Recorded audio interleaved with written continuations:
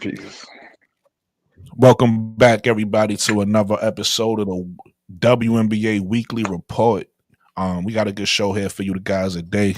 We're going to talk a little bit about the draft. Obviously, the draft is on Monday, 7:30 Eastern Time, for everybody who don't know. So we're going to get into the draft.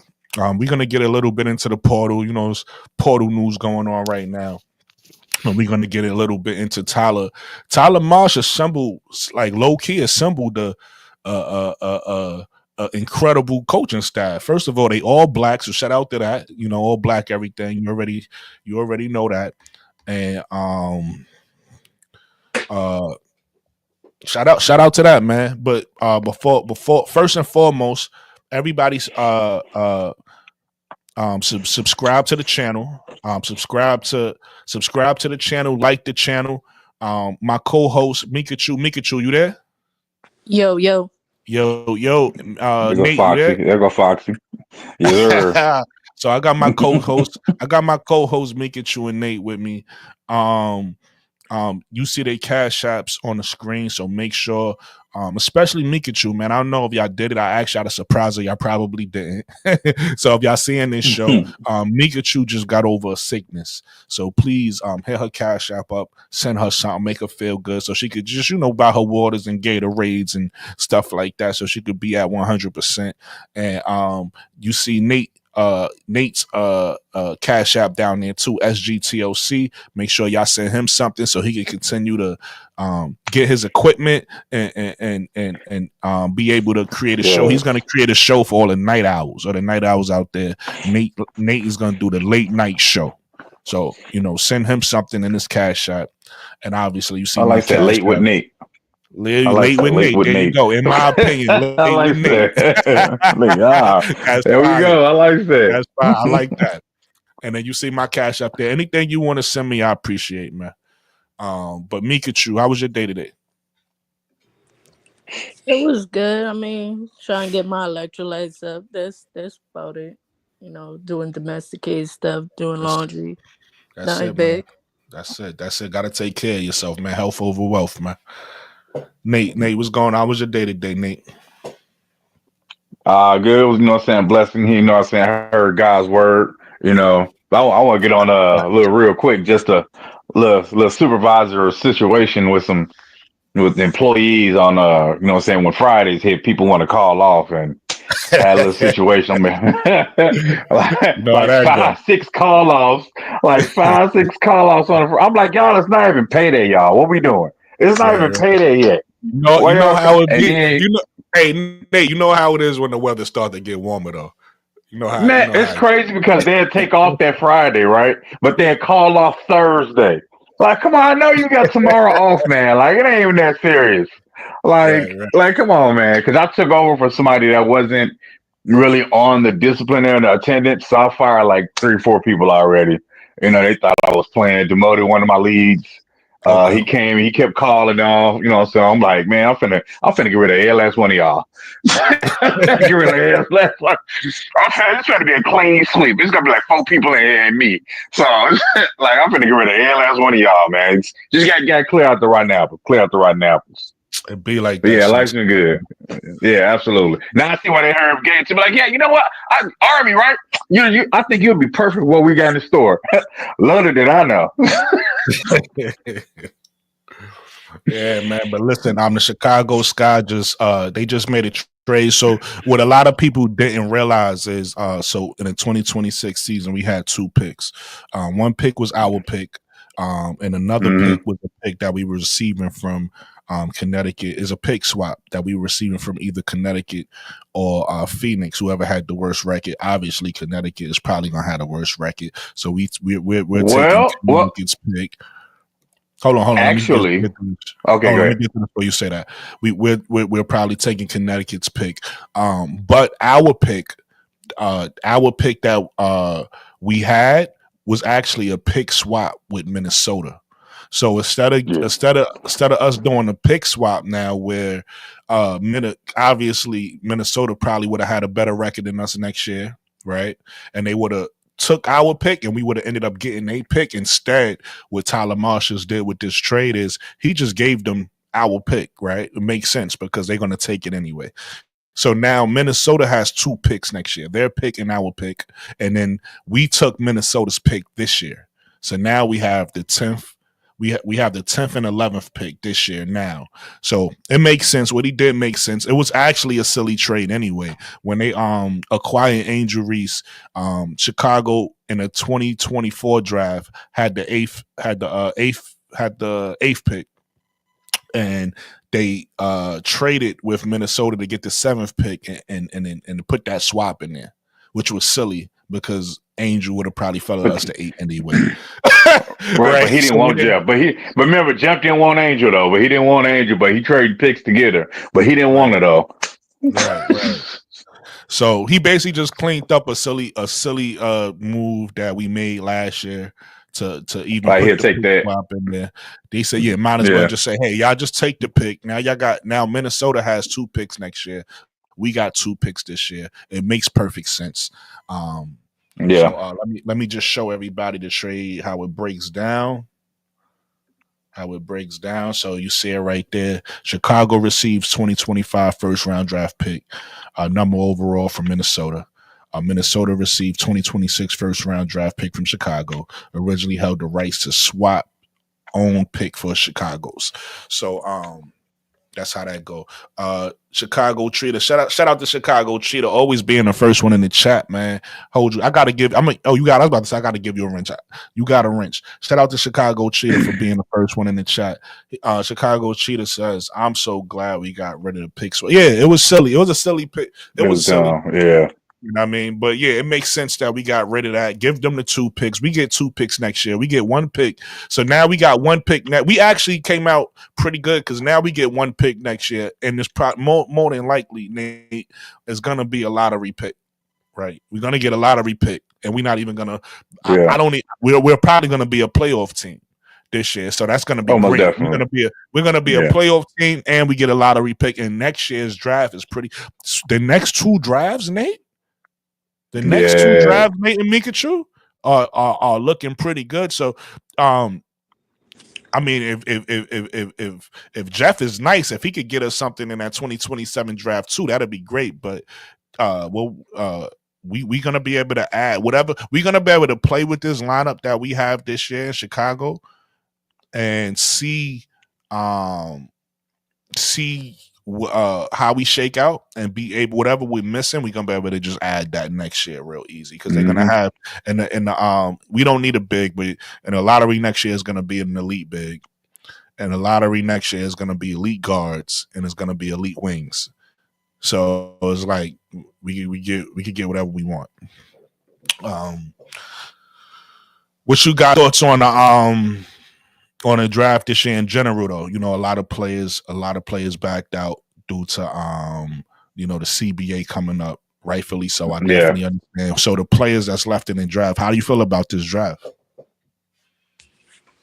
It's a solid draft, some good players coming out of here. Yeah. I seen the WNBA pick a lot of people, and then they only get picked for them playing like tournament type games, only like a 10-day contract or some shit. So right. I think a solid group of them is going to stay. Yeah, I agree with you. I think this draft is a solid draft. It's not. You don't always need a draft full of all-stars, right? You got a lot of players as plug and play players that's coming out of this draft. A lot of players, you're going to have a lot of role players that's going to come fill a role that teams may need in this draft. You're going to be able to make your team better. There's a lot of players that's been coached well, that's going to be leaders as well, that's coming out of this draft. I think of players like Sanaya Fegan. You know what's funny? Mikachu was a part of that show, Nate. I did a show the other day where I talked about team needs, and I only did the first round, so I didn't get to teams like Atlanta. We didn't get to teams like the Aces, but the Aces need a big, right? They need another big because no, they got Kitley. They solid at the center. When I say big, I just mean another one, right? Another just power another one. forward. Oh, okay. Because Cheyenne, I think her name is Cheyenne Tyus Parker, is having a Yeah. baby, and she was going to play, I think, a significant role for Parker Tyus. Parker Tyus. Thank you.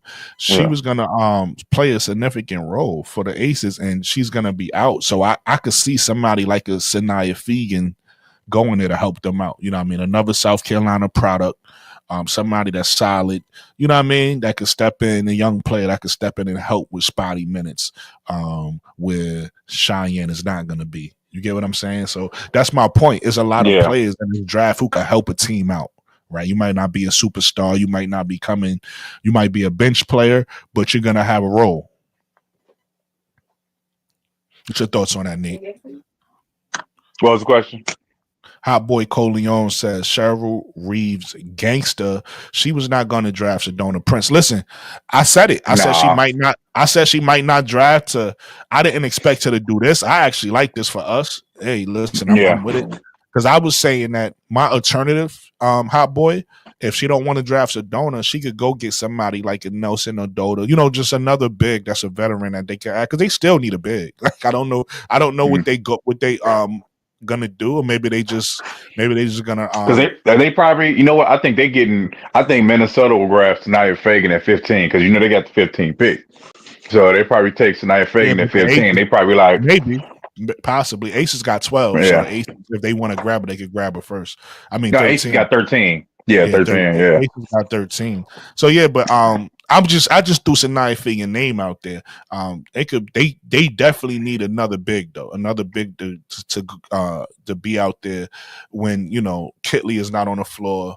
If maybe even Asia sits down, you need another big out there to be able to do something. So, but there's a lot of good bigs in this draft. You know what I mean? You got Sanaya Fegan, you got Michaela Timpson, you got it's a forward that's from overseas. I don't know how to pronounce her name, so I'm not even gonna Asia Sifka.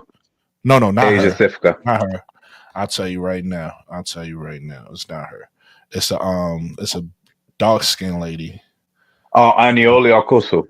There you go. Anioli Okusu. Yeah. There you go. That's who I was talking. Anastasia Koso, actually. Anastasia Koso. I know there's a couple of them. Yeah, I'll show you. Is that the Russian one? Nah, she a black girl. She look like she might. Yeah, she's Russian. Yeah, she's Russian. Oh, okay. 1961. Yeah, she's Russian. Great defensive player. That's what I'm saying. She don't really have too much of offense. Yeah, but she's 19 defensive. Yeah. That's what I'm saying. There's a few forwards. So you got Ryan Marshall. So there's a few forwards in this draft they could go get. Yeah, Leah and I. More shooting forward. Leah to me is more of a small forward, but maybe if they want to play like a shooting forward. Listen, but I'm not mad at that because remember they had Alicia Clark playing 4 for them. So she was small. So, they like that's actually right up their alley. But you got to play defense if you're going to do that. If you're going to be small. So, yeah, good point. For the Aces? Yeah, for the Aces. Hot Boy Coleon can't get rid of her. Ella, can't get rid of who? I'm lost on what you're saying. Can't get rid of her. Chicago Cheetah says Sanaya Fegan to the Las Vegas Aces. Hot Boy Coleon says, please don't let the Connecticut Sun draft Anissa Murrow. I don't want her in purgatory. I would like her to go to the Washington Mystics or somewhere else. Listen, we're going to do our mock draft in a second, so y'all going to see where we got these players going, and y'all can tell us whether y'all who list you agree with, who list you disagree with, and we can discuss it. What you were saying, Nate? No, actually, I can see if she falls, which I believe she will. I can see the Aces actually grabbing Isaiah James. Ain't that something? They do need a body, but you know what I'm saying? Do you imagine Isaiah James on the Aces? Or, matter of fact, get some more defense and they get Sanaya Rivers. I don't know Sanaya Rivers dropping that low, but she's not first round talent to me because, I think that was Keith said earlier. Like, what else does she do besides play defense? Not necessarily. Her offensive game is very lacking. So not necessarily. I could actually see her, and I want to give credit to another podcast. I think it's I can't think of their name off the top of my head, so I apologize. I can't give them credit, but I was watching another podcast that did a mock draft. It's two women. They super dope. I wish I could remember their names. One looks a little Asian. But anyway, they said something I ain't think of. I was like, that's actually a good idea. One of them said that they could see Sanaya Rivers on the Sparks, right? Because if you take a look at the Sparks lineup, you got they don't have no defense. I think I heard that too. Yeah, they have no defense. Right. So look, you got Kelsey Plum. Kelsey Plum says she want to play the one.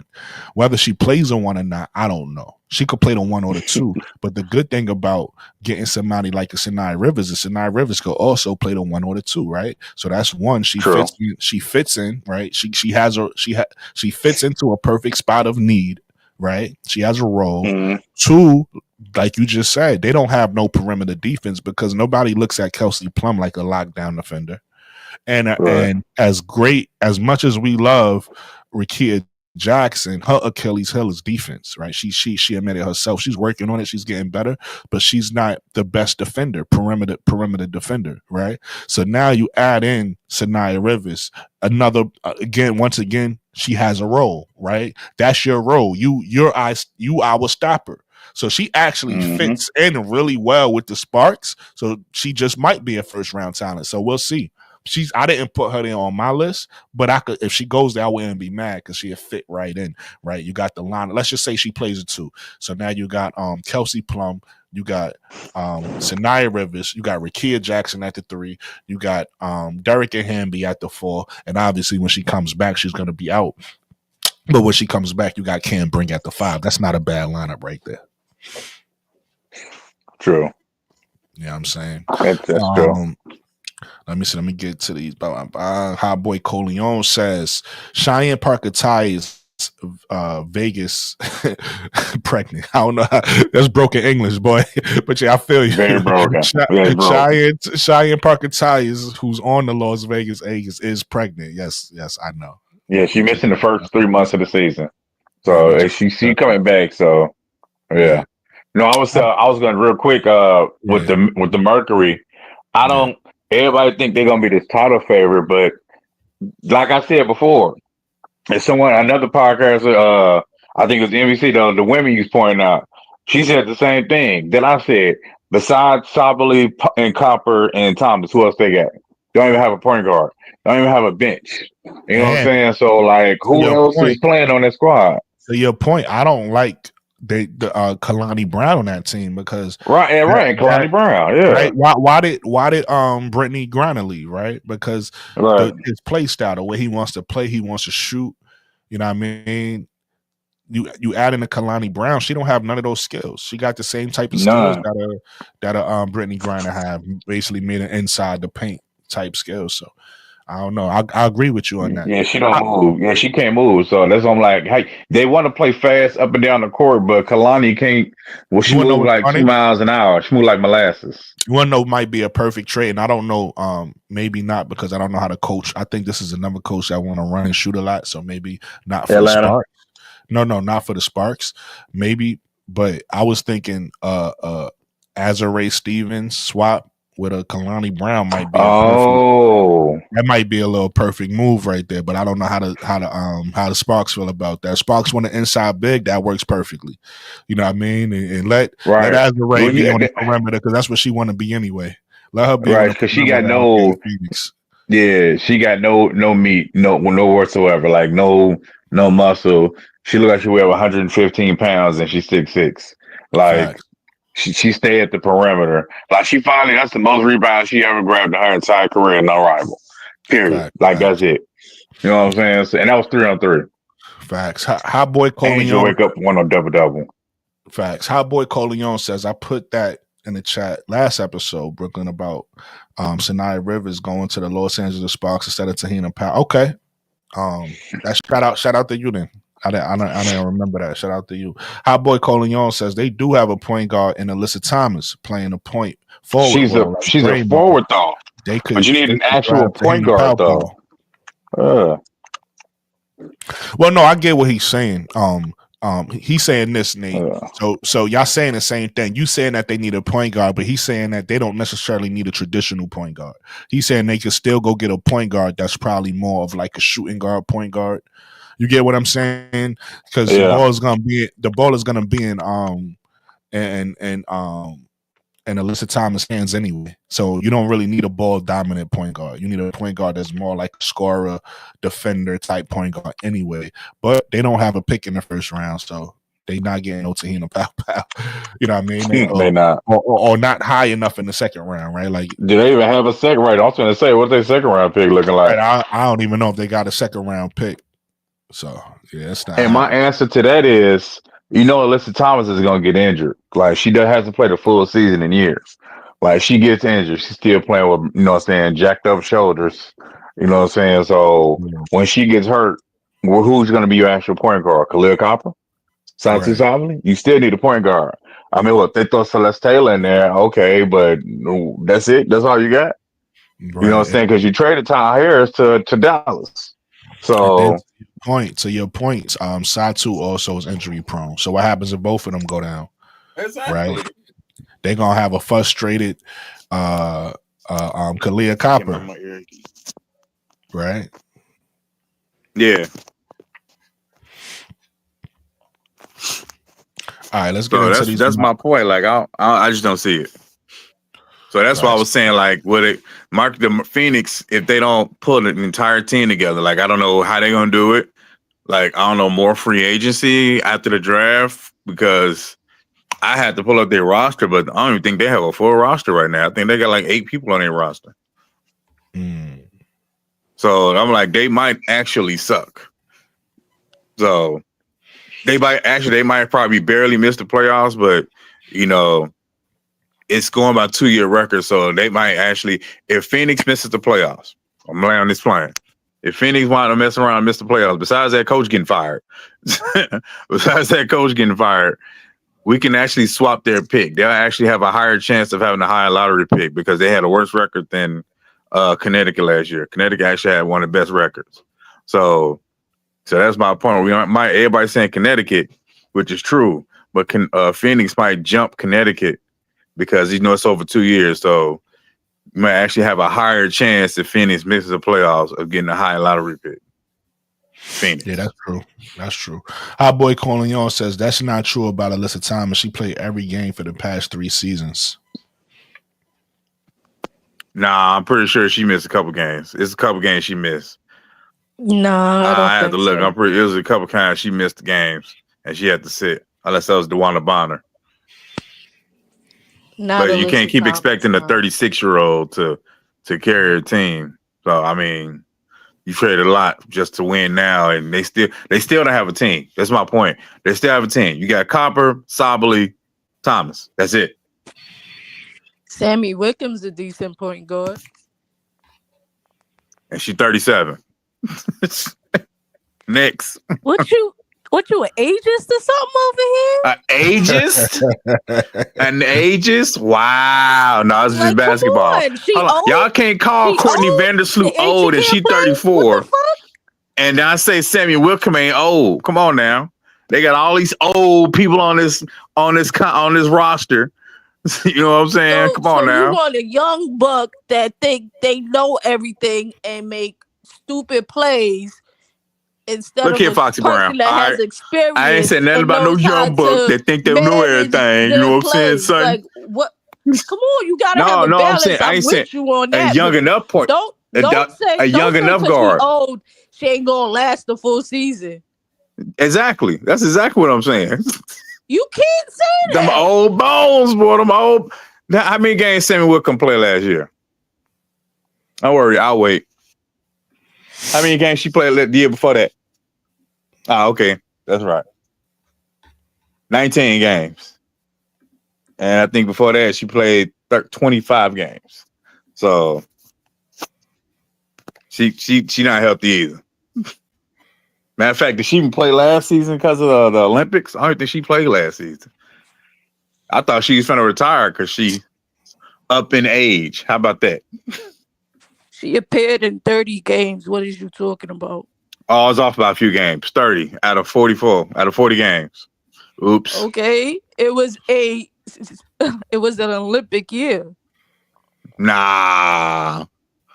But they still don't have a She complete did play team. for Okay. her team. She played for still Australia. What are you but talking my about? point is, you still relying on elderly people. Okay, not elderly. You still rely on older people You that's been in the said they league for a don't have a while. point guard. I'm telling you, they do have They a don't point have a point guard. And yes, they need more young people. I'm with you on that, but don't call her old because 30 games she missed? I mean, she played 30 she games. is old. Come on, stop She it. old. In basketball terms, she old. How about that? In basketball terms, she's old. Yes. Thank you. That's all I'm saying. Like in dog years. So in basketball terms, she like 52. What that mean? She don't know how to play ball? She don't know how to pass the rock? She don't know how to get up and down the court? What that mean, though? That means she won't last going up and down the court. That's what that means. That means it's a longer season. That means because this season is going to be longer than last season. It's going to be 44 games. So that's what I'm saying. Oh, wow. 14 more games. She can't make it. Come on, shut up. No, she not. Hey, she not. Hey, I'm remember this conversation. I'm telling you. The Phoenix ain't gonna be like that. Okay, I know basketball. I've been watching this league since it started. You can't just throw a bunch of people together that's elderly statesmen. Rub your crystal ball again. Fuck out of here. My crystal ball said they're gonna be 500, barely. I'm with barely you. They 500. might not make the playoffs, but don't say because she old. No, I'm saying because all of them old. That's what I'm saying. All of them old. No, okay. Now that I said because she old. Get all those but people out of here and just make it NCAA players. What's the age limit? That is not what I'm saying. I ain't say that at all. I didn't say that at all. I didn't say nothing about having a bunch of college players. Come on, man. Matter of fact, you know what they can do? They should grab Tia Cooper. That's what they need to do. They need to grab Tia Cooper, who playing overseas, get her the roster. I just pulled up the roster for y'all. So I pulled up the roster for y'all. Let me see that. Let me see. Tia Cooper played what? 1, 2, I only know 3 people on this roster. Shyla Hill, training camp contract. Lexi Hill, training camp. Natasha Mack, she all right. I see 1, 2, 3, 4 protected contracts, 5. Keisha Laksa. That's definitely got some foreign people on. Guard. Forward, center, guard. Phoenix now one actual point guard. Phoenix don't have a pick at all. They don't have a 3rd round pick. They don't have no picks. Or first round pick. So they gotta trade for whatever they need. They're not gonna be able to get in the draft. That's wild. They in trouble. My point is, okay, I'm not besides the age thing, you know what I'm saying? She probably can still hoop, probably play every game. My point is they're relying too much on players that aren't young spring chickens, and because you need legs, especially when you get to the playoffs, you're gonna need running legs. And you got more and more younger players, better talent coming in. This ain't the same W. Hold on, let me finish. I'm saying this ain't the same W. They need a balance. Yeah, this ain't the same W as before, where you can just go out there like, we finna push him around. Nah, you had Angel Reese come in straight from college and dominate. Then you had Cardoso. Then you had Cam Brink before she tore her ACL. Raquel when she finally started getting some minutes. So these ain't the same rookies as before. I'm not saying this rookie class is gonna do that. Besides Paige, and I think a couple more players that'll come in and still do some things, but this ain't the same W because these young players is running.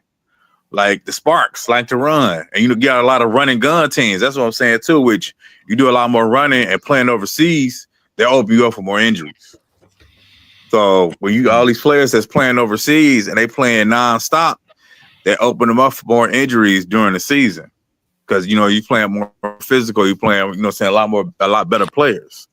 Hot boy says I just Googled it. Alyssa is 33 years old born. I don't know why we need to know when she was born, but born April 12th, 1992. Played all games. That's nice. She's still old. But anyway. Chicago Cheetahs. With 2 injured shoulders. Says LOL. Ages. Thank you, Chicago Cheetahs. I don't think they're making the playoffs she either. She been playing with them same bum ass Mercury, I don't think they'll make the playoffs. Shoulders. I don't know why I can't get that off. She been playing with them same bum ass shoulders for 5 same seasons. bum shoulders. And she still made it to the fucking. Hey, you know what's crazy? Why she won't get the surgery, Mikachu? Did you hear why she won't get the surgery yet? She said she gonna wait till she retired to get the surgery because she don't want the scars on her shoulders when she playing. Yes, because of scars. You know who be? Yeah. You know would have been a good point guard. I guess he's saying for Phoenix. Lexi Brown, 3-and-D. Lexi 3-and-D. When she healthy. Next year when she healthy. I remember last time she played. She definitely been out, but you know she got Crohn's disease, so that can knock you out fast. Facts. I just don't see Phoenix making, because they had a better team last year and still didn't make the playoffs. Yep. Yeah. You know what I'm saying? So they had Diana Taurasi, Brittany Griner, Sophie Cunningham, Kalia Copper. Like they had all these players and still didn't make the playoffs. You want to know what's funny? To your point, Nate. I mean, I don't know if this is going to be enough to get a Kalia Copper, but remember you were saying that Jeff might still be working. You know, maybe they don't have a pick and they need players. So maybe 10, 11, and maybe 10, 11 and 16 to 22 is enough for Phoenix to say we need to build out our bench because we top heavy. Our bench is terrible. Let's it might have to be a 3-team trade though, because they probably want. Hey, honestly, I'm not even getting up all that for Kalia because she finna be 31. I'm not even giving up all that. Not all 4 picks. Yeah, but not all in 1 year. But I stretch it out over some years. I'm saying I stretch it out. I feel what you're saying. Understand the difference in what I'm saying and probably what you're thinking, right? I get what you're saying about Kalia and her age, but to me, Kalia Copper, she's good enough to be an MVP. If I'm taking her talent right now, right, and we go, let's just say we in the finals, she's good enough to be an MVP on our team in the finals, right? True. So I don't think anybody we get at 10, you saying you don't want to give that up. I think anybody we get at 10, 11, and definitely 16 and 22, I think they all going to be role players. So I'm willing to give up 4 role players for somebody who I think could be. Remember, I said we 1 player away. So I'm willing to give up all of that for somebody who I feel like is our missing piece, because maybe we keep one of the picks because we do want to get a point guard for the future. We do want to get younger, but we got that pick next year. We might not get our point guard from the future this year. We might get our point guard from the future in 2026. You get what I'm saying? So I don't mind adding the Kalia Copper, and then she's being our last piece we need, because you already know how I feel about our small forwards. They all have the potential to be good, but they all also have the potential to be bad. So if we could get somebody who we know is a sure thing in Kalia Copper, right? And then let's just say we get, you already know how I feel. Let's just say we get a what's her name? Tanaya Lotson next year. So now we got a Tanaya Lotson at the 1. Aria Watkins at the 2, Kalia Copper at the 3, Angel and Camilla. I really like our team versus anybody. Okay. You get what I'm saying? I get what you're saying about the age, but I'm talking about Kalia Copper's her ceiling. Her ceiling to me is with what she learned under Candace Parker and that team, and because remember, I think Candace Parker, if I'm not mistaken, you correct me if I'm wrong, Nate, because you was there. I think she won a game for them, or because they was raving. Oh, we knew what we had in Kalia Copper. They was raving. Remember that's why she got. That's why she won like 2 games that series. See what I'm saying? Yeah. You see what I'm saying? So to get a player like that, I would give it up. I would give it because I feel like she's a player even at 30. And a women's game is different than a men's game, right? The women's game, and this is why I'm kind of like not harping so much on the age no more. I still don't like these older players, but because they play below the rim and they not so athletic as the men, I feel like they could play longer than the men and be okay. You get what I'm saying? Because their games is on the ground anyway. You know what I mean? Whereas the men, you could tell when a man is getting older because he, his game you start to see the athleticism changing. Whereas these women don't necessarily use a lot of athleticism when they play anyway. So like a Kalia Cop at 30, she probably got one more contract in her. You know what I mean? She could probably play big contract. I mean, she could probably play till she's like 30, 35, 36. You know what I mean? Probably longer. Well, the way she plays, probably longer. 35. No, but I'm saying she could probably play long. I'm talking about elite. You know what I mean? Once you get to like 35. You probably can start to see the age on a person at 37, 38. But like from 30 up to like 36, 35, 36, she probably still in her prime. She probably still got elite basketball in her. So I would make that move. I do understand what you're saying about age, but again, we're a team that's trying. And also, they will want a core player back. Like you giving them because they don't want more draft picks. That's what I was saying. They're gonna want a core player. So, they'll probably have. So they're gonna want a core player. They probably have to get their player not from Chicago because we don't have a player to give up unless they want one of these small teams we got. So they probably have to get a player from another team. I give them Michaela back. We can give Michaela back. Yeah, but we can give Michaela back. I get you saying that as a joke, but if we talking seriously, we got to give somebody they want. Her some picks. Yeah, they're going. Yeah, they're like, okay, and well. But that's what I'm saying. I hate to have those conversations with people. You gotta. When we make trades, you gotta put yourself as a GM on both teams. So both teams gotta be happy. So I know you'll be happy as a Chicago GM with that, but is that what Phoenix want? You get what I'm saying? So that's what I'm saying. They're gonna want more. We'll have to do a 3-team trade so that Phoenix could be happy and whatever play. They don't have to get somebody as good as a Kalia Copper back because they're gonna get so many picks back, right? They already got they foundation in Satu and Alyssa, right? So maybe we give them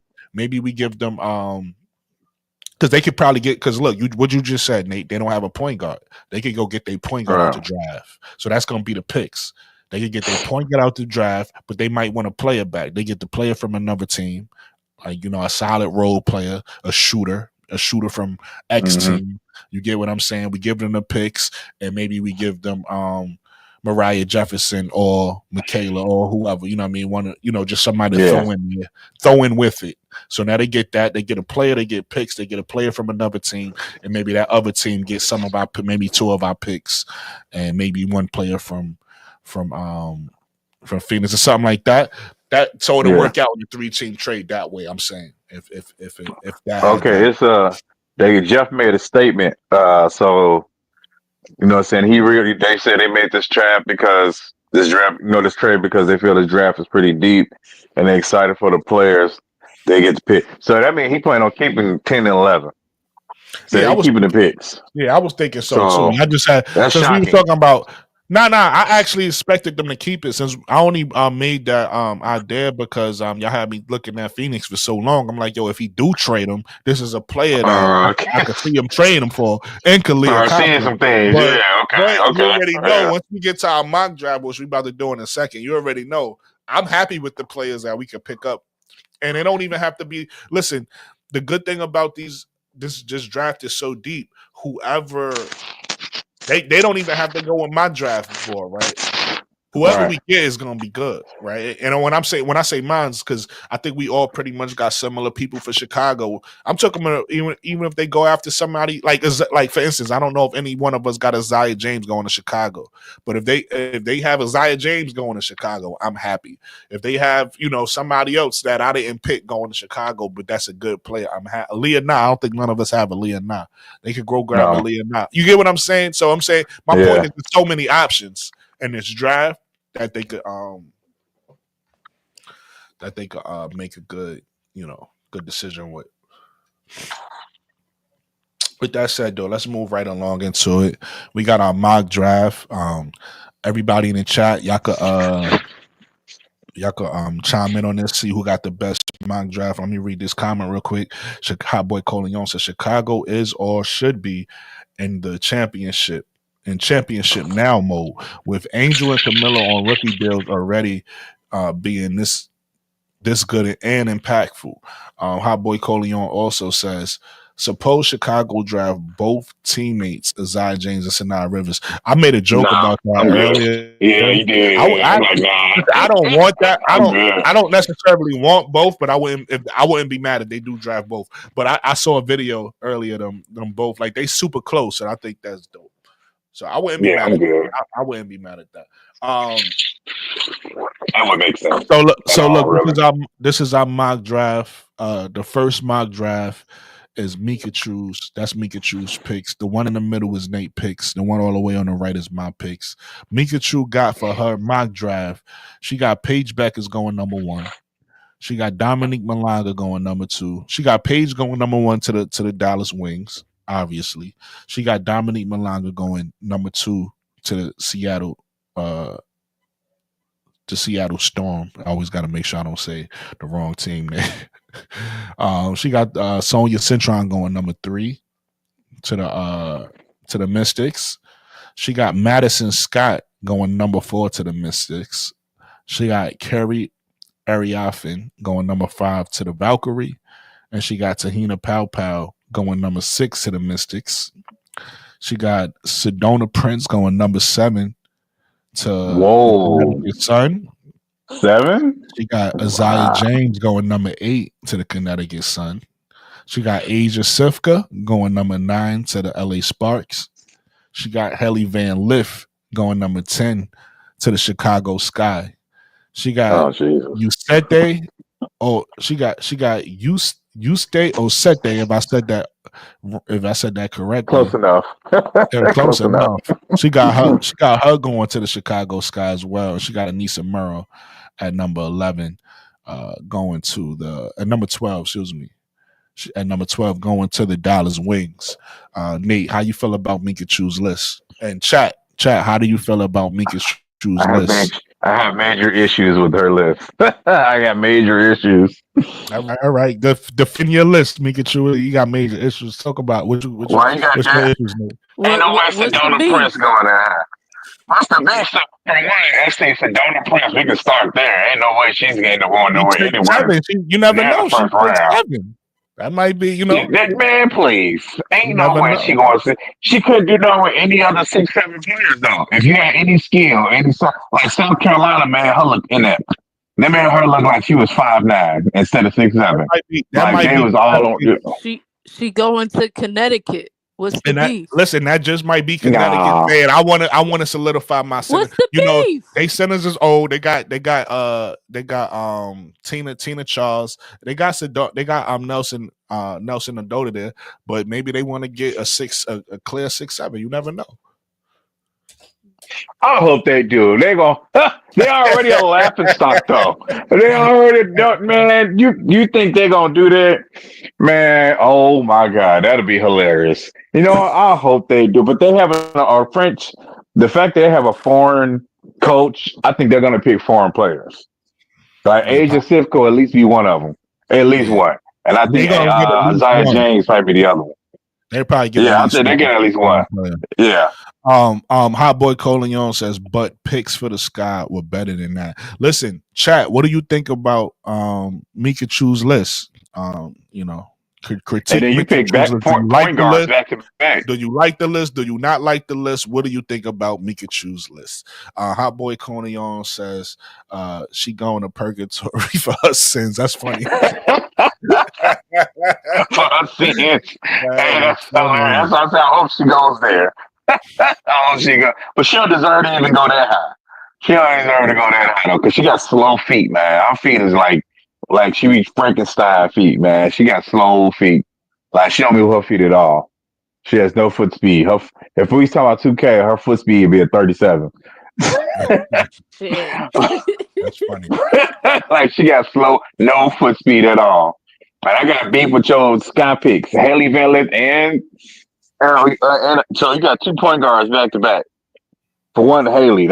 I'm a no go on small point guards on this team, on my team, because Jeff clearly said he want wings, like tall players and wings.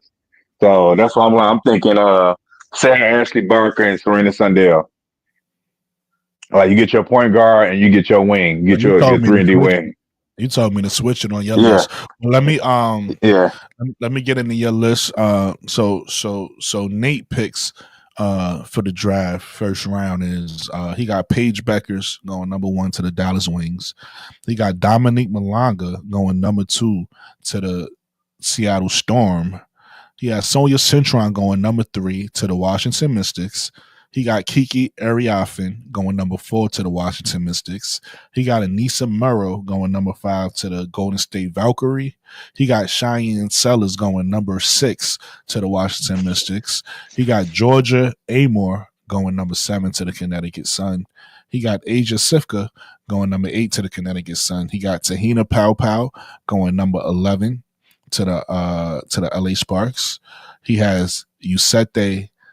He has Yuste Osete, if I said that correctly. I don't know how to say her name. Going number 10 to the Chicago Sky. He has Sarah Ashley Barker going number 11 to the Chicago Sky, and he has Serena Sundell going number 12 to the Dallas Wings. At first, you had Sundell at where Sarah is, and you told me to switch it, so I switched it for you. Yeah, I had to put him down. You had to switch it. Yeah. So, chat, what do you think about Nate's list? Chat, Mikachu, what you think about Nate's list? Paige Bayham says, "I like that list, but not HVL." So she's talking about your list, I think, Mika. She's saying she like your list, but she don't like Haley Van list.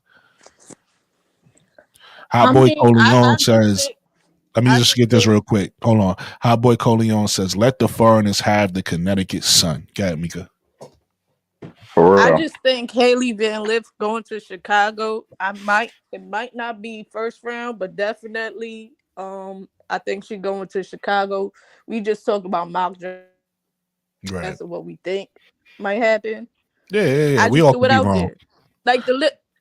I was about to say the Liberty. The WNBA be picking picks just for like fit. They don't be picking picks for talent.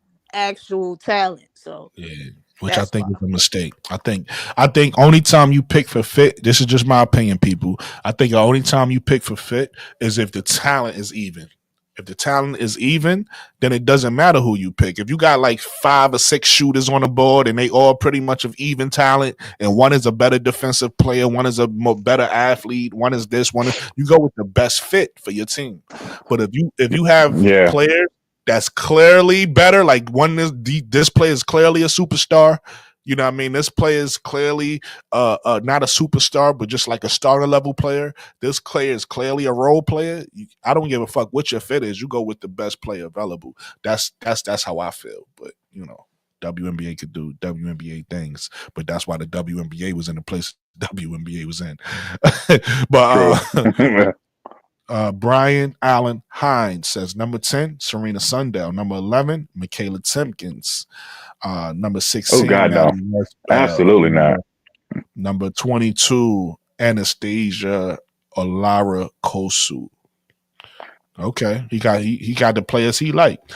Our boy Coleon says, "I don't hate that mock draft from Nate." Okay, Nate. They filling so far. Paige is filling Mika's mock draft, except for Haley Van Lith, and Hot Boy Coleon doesn't hate Nate's mock draft.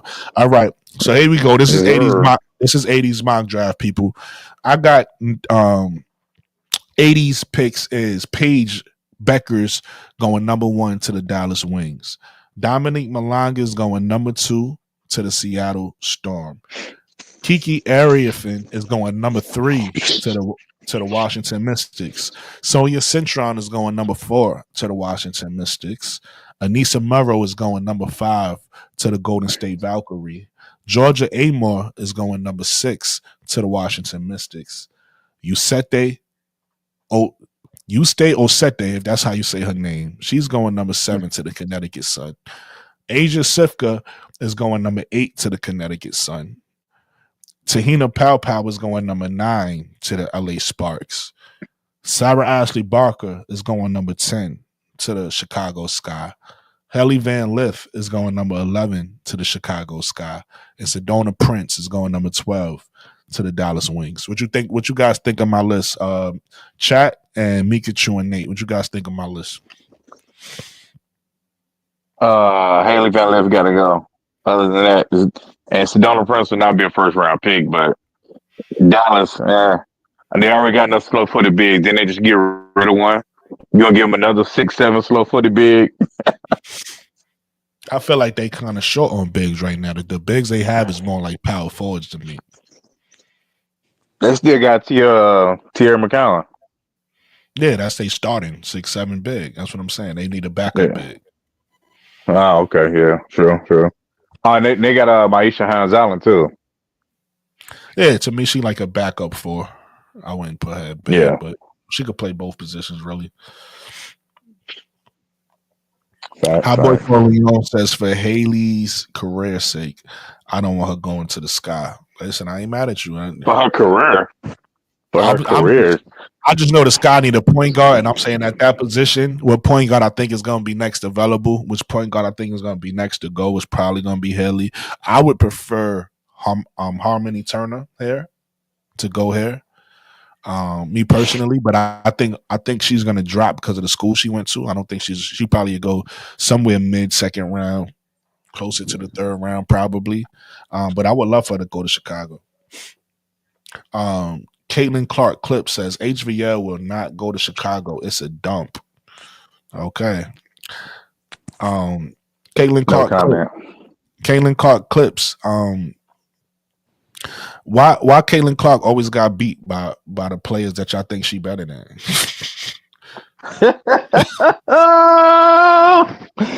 That was hilarious. That's pure facts, though. That's pure facts. Before you start talking about other players, explain to me why Caitlin Clark is the most glorified loser we ever saw in history.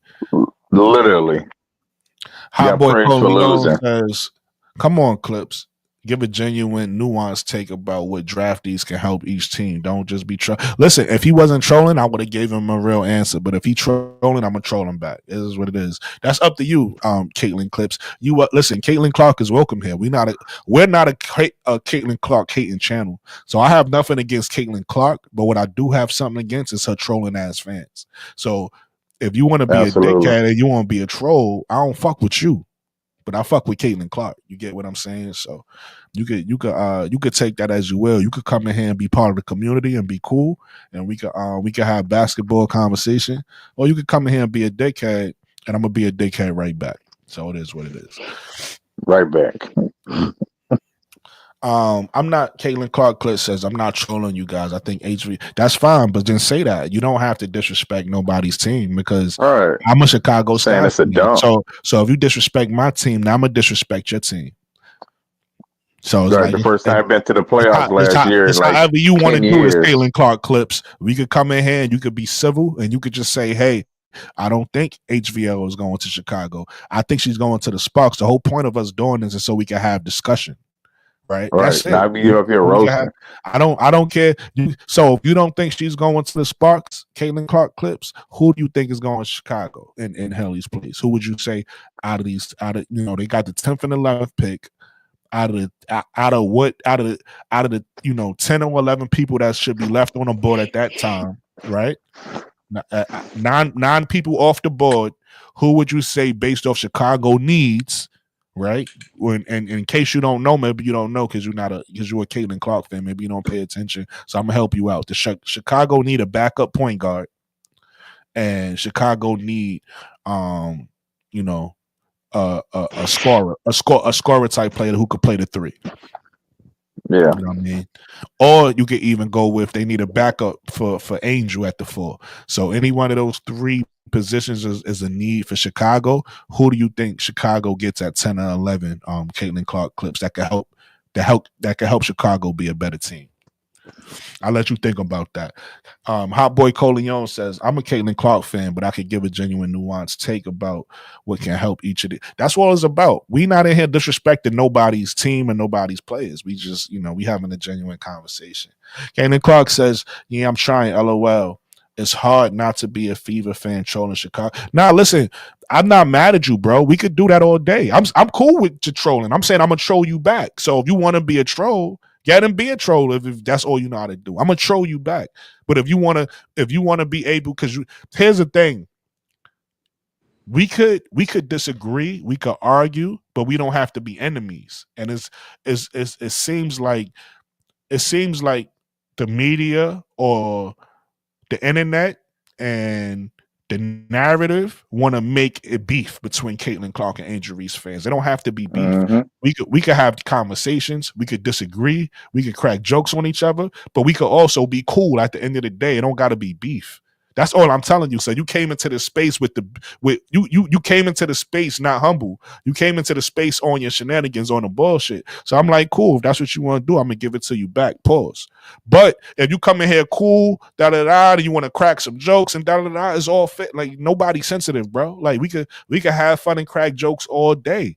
You get what I'm saying? I got a lot of jokes on Caitlin Clark, a whole lot of them. I don't have to say them though. When the time comes, I'll let them fly. You get what I'm saying? And this is coming from somebody who don't hate Caitlin Clark. I like Caitlin Clark. I think Caitlin Clark is great for the WNBA. I don't like her more than I like Angel Reese, right? I think Angel Reese is better for the WNBA in my personal opinion. But I do like Caitlin Clark. Again, you could be fans of somebody without having to hate the next person. Right, I don't hate Caitlin Clark, but there's a few of her fans who I rock with. I got a wild Caitlin Clark fans that I'm cool with, that come in here all the time. We chop it up all the time. But then I got those Caitlin Clark fans that come in my comments that's just there to, like you said, to troll. They just dare to say racist stuff. They dare to say unnecessary stuff. Those are fans I don't rock with. You get what I'm saying? So you choose who you want to be. You welcome in these circles. It ain't no beef. You welcome on my page, right? You welcome over here. But if you make it beef, it's gonna be beef. It is what it is. Hot Boy Coleon says, man, I go all defensive team and draft Isaiah James for offense, and her teammate Sanaa Rivers missed 94 feet. Full court press. Already got the interior solidified. Angel and Camilla, all W's first defense. I feel you, but you got to play both sides of the ball. And I think we got a well-balanced team right now. We have great defense. We could use another perimeter defender, though. So I feel you. Listen, I like Sanaa Rivers. She just need to be a little bit better offensively for me. Isaiah James could play on my team any day. I know what she's going to bring. But Sanaa Rivers need to be a little bit better offensively for me.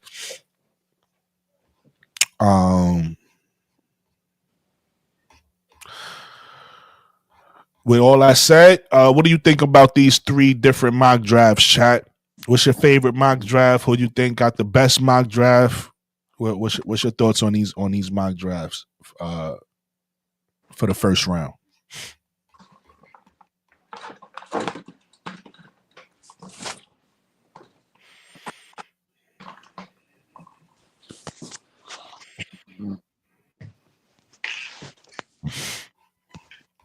All right. Moving right along though. Let's get into the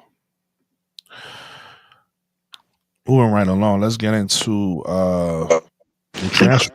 Let's get into the transfer portal. Bria Cunningham just committed to Texas. Ooh. That's a good look for transfer portal, man. Yeah. Hey, that's a good look. God.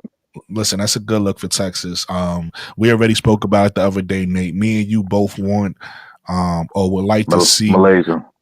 No. We would like to see Gianna Neekins play for South Carolina. Oh yeah, but one of her teams that she's looking at is Texas. So now that they got what's a girl named Booker? Now that Madison Booker, Rory Harmon. Yeah, I think it's Rory Harmon came back. I think she had years left. So Rory Harmon came back. You got Madison Booker there. Now you got Bria Cunningham, who I think is an upgrade. They had the girl, I think her name was Taylor Jones, if I'm not mistaken, who's a solid big. But to me, Bria Cunningham is an upgrade offensively.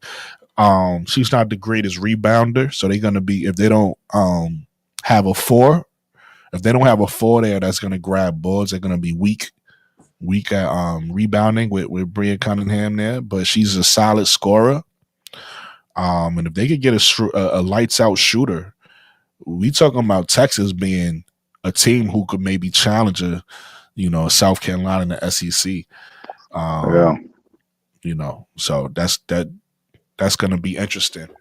And then we just talked about Samaya Smith just committed to Virginia. So LSU loses one of their bigs. So what you thought about these two moves for Brian Cunningham and Samaya Smith, Mikachu? I ain't gonna front. I don't really know their game like that. The LSU player, I don't know Virginia too well, so I didn't see her going there. But I guess it's, whether they feel they could rock with the coach or the team fits their style is probably why I'm hoping is the reason why they transferred over to a different school. Yeah. And what you could always do, this is just a little game for you, Mika.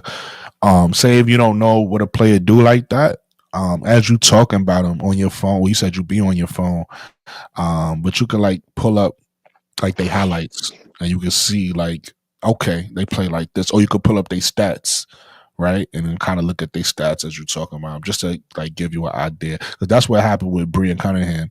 I knew she was a solid big, and I knew she came in with Jada Williams to Arizona, but I didn't really watch that team like that, so I didn't know how she was doing in college.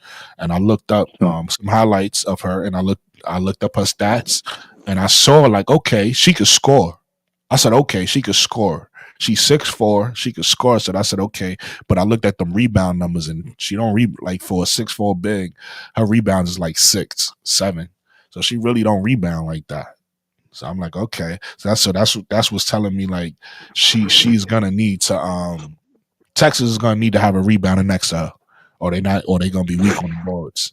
Because she's a great scorer at 6'4". She could get a bucket, definitely, but. And like you said, I agree with you, Mika. I don't and Nate. I don't know much about, because this is what Virginia is. This is not Virginia Tech, right? This is just right. That's all I'm saying. It's not Virginia Tech, just Virginia. Yeah, I'm not sure what school this is, so I'm not familiar with their game neither. Hot Boy Corleone. Oh, I already read that one. Hot Boy Corleone also says, y'all got shooters in Rebecca Allen and Kia Nurse, but they're older. Yeah, exactly. So that's what I'm saying. So definitely could upgrade at that position. Wings. Yep. And I think Rebecca Allen's only 32 and Kid Nurse is like 30, like 20, 30, 31. So they're not get up there like that yet. But one thing I know they're going to be better than what everybody assumed is because they're actually healthy. They got their body, saying Kid Nurse is just her second year off of ACL. She's as healthy as she's felt in the past few years. Rebecca Allen got her situation taken care of. Hope she comes back healthy. She's been working on her muscles, her back and everything. So working on rehab. So she's healthy. So they got the 3-and-D wings. That's why I think that's what I'm thinking. If Baby Joseph Jusite isn't there, I think they want, because I think she said she wants to play. So if they pick her, she's coming over. She wants to play. Like I want to play this year. She don't plan on sitting down. She wants to play this year. So, but I think they get like a Serena Sundell or a Pow Pow and a wing, like a Barker. So that's why I think they go point guard wing. That's why 10 and 11. It's somebody he wants there. He's like, you know what? I'm going to grab him. Maybe Asia Sifka. Because they lost out on Leon Lefevre because of James Wade trading everybody away from Marina Mabry. They traded away all the picks because we had the rights to Leon Lefevre and traded her away to New York. So, but they said she's not. Her defense isn't where Dylan Peevish is, but she's definitely a shooter like her, 6'3", 6'4", small forward. She's better offensively than Phoebus. Yeah, she's better offensively, but she's not there yet defensively. But she's only 19, so you know what I'm saying. That just takes time. That just development. You know, hitting the off season, getting to work, getting the gym. Just her the body develop me more. You know, it's at 19 years old. Of course, she's not. You know, saying where she's gonna be at her height. She's on 19, so yeah, I see. I think it's a couple ways that can go, but where everybody's saying HVL and Georgia Amore, they don't want short guards. I don't care how good Georgia Amore's handles are. You know what I'm saying? You saying, oh, they need a point guard. How you pick Georgia Amore over a 6'2" Serena Sundell or 6'2" just sit there. Like, come on, y'all. Even Pow was a combo guard. At least she could do some point. Come on now. They gotta prove it to me. Like after, like I know you. We all know basketball, right? We all know basketball. Yeah. See it, and height don't necessarily make you good. So exactly. I'm not gonna. So me personally, I'm gonna let them make that decision, right? I'm not gonna sit here and look at somebody who I know is better than another player, but then pick that other player because they taller. Like I'm not gonna do that. Like I'm gonna go with the best talent. Like you know what I mean. I'm gonna go with the person who plays the best. That's why to me Georgia Amore is the first point guard that gotta come off the board. Period. Because I don't care how tall or short these point guards is. They ain't none of them play better than Georgia Amore. Right? True. She played better than all of them, and she's 5'5", 5'6". You get what I'm saying? And she also went on. Yeah, when she go cold though. But when she on. Yeah, but like even I hate like all right, boom, saying she go cold, right? It's almost like saying it's 50-50 because if you go look at her stats, she hot most of the time, or no player is perfect, right? So she might out of 100 games, she might have win cold 10. You gonna hold the 10 against her? Like you get what I'm saying? It's like her stats is her stats for a reason, and this is over multiple years. This is not just over 1 year. Go look at her stats from this year, then look at her stats from last year. I think if you look at her freshman season, her stats wasn't that good. Then you look at her sophomore season. They was like kind of okay. If you look at her junior and senior season, she been one of the best in the country, you know, at her position. Like so, it's been consistent. Yeah.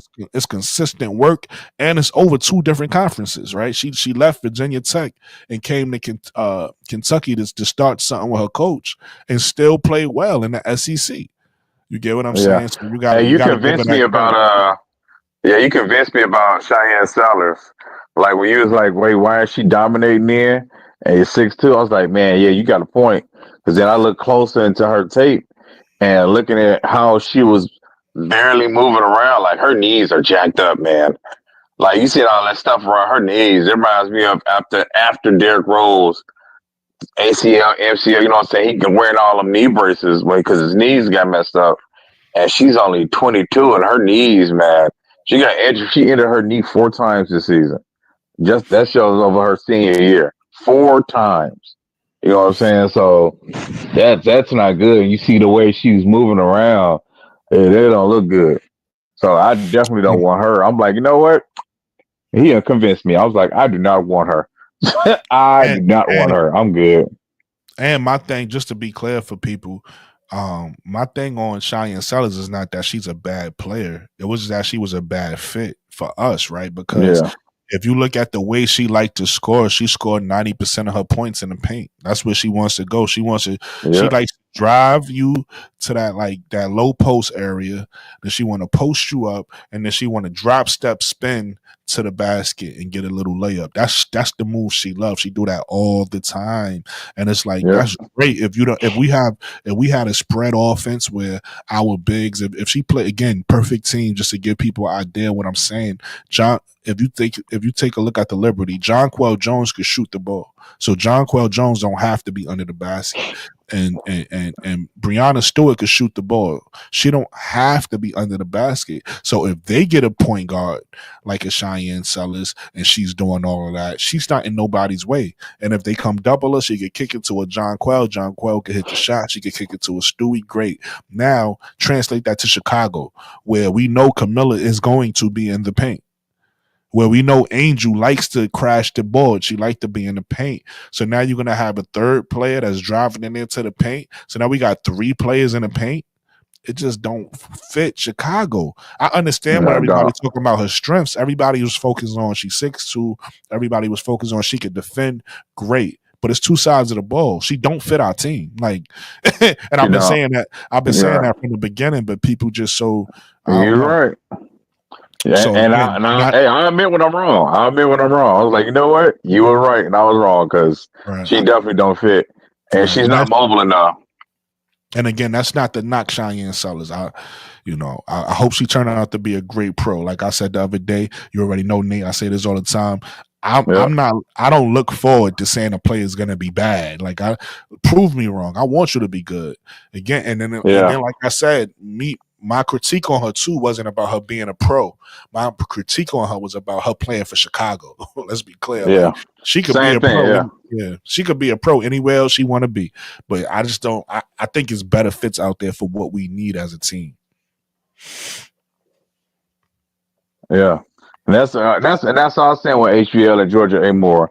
Nothing against them as players, just not for my team. Because we already did this small, short, point guard thing. You got a that's all I'm saying. You got a 5'8" Vandersloot. She 5'7", 5'8". I think she's 5'8". 5'7". 5'7" Vandersloot. A 5'6" Mariah Jefferson, who's barely played. Gosh, she was horrible last year. And you know what I'm saying? We just got rid of Dana. So you guys just point to them, hey, you need a point guard, so let's go smaller and get a 5'5", 5'6" Georgia Amore or 5'7" Haley Van. No. I'm with you. Only reason why I said Haley Van Lith on my draft is because that's who I think they're gonna get. I honestly, you already know, I want them to go get Hermione Turner. That's who I think. 5'10", Harmony Turner. That's who I think they 5'10", 5'11", could score and could pass. Right? She could do both. She's a facilitating guard when you need her, but if you need her to go out and get you 30, she could do that too. Right? If you need her to shoot the 3, she could do that. You need to get the rim, she could do that. Oh, and guys, if you didn't know, because I didn't know, I learned this about her. She plays both ends of the ball. She plays defense. Yeah. So it's defense. Like, for me, that's who we should go get. Now, do I think they're going to do that? I don't think they're going to do it. So that's why I didn't even put her on my draft board.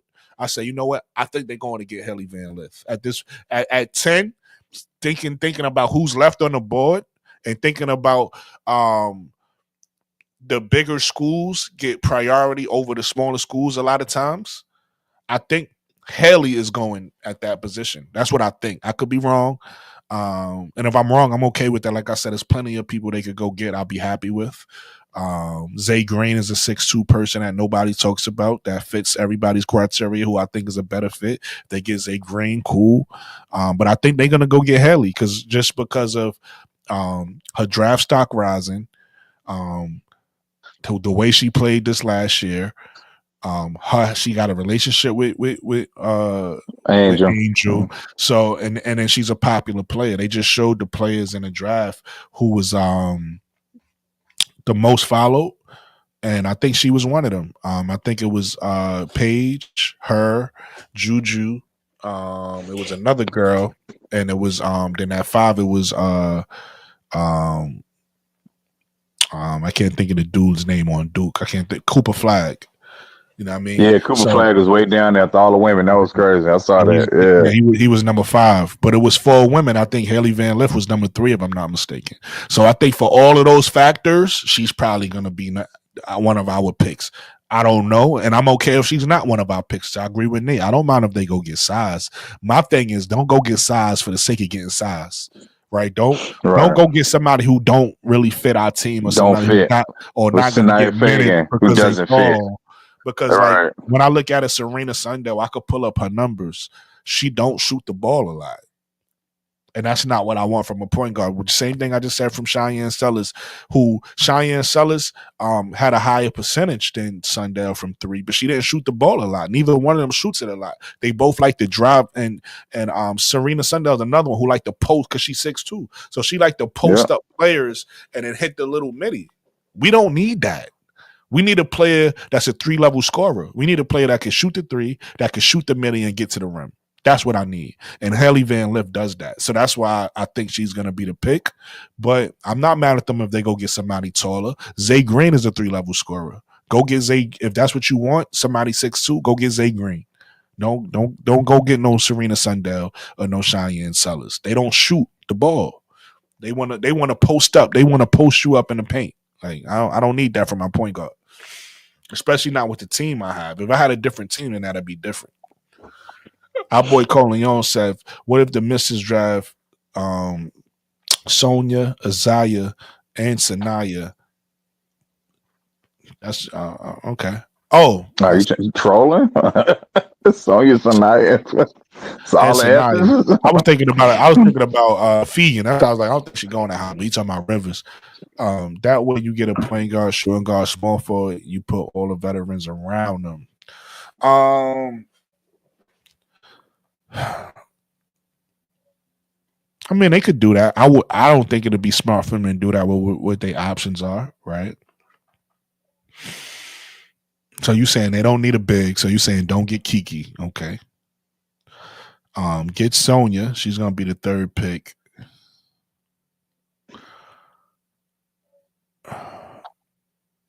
Yeah, I don't know. I mean, maybe. Listen, this day is there's a lot of options in this draft, so we'll see. Listen, it's gonna be certain players in a fun thing about the draft. It's gonna be certain players that drop, right? It's gonna be certain players that's gonna drop. We're gonna be like, damn, and it's gonna be certain players that go higher than we think they should go.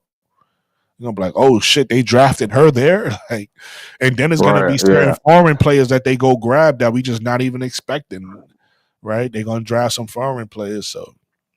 And we're gonna be looking like, for real? Yeah, it happens every draft. You looking like they drafted that player, like when Dallas drafted J.C. Sheldon.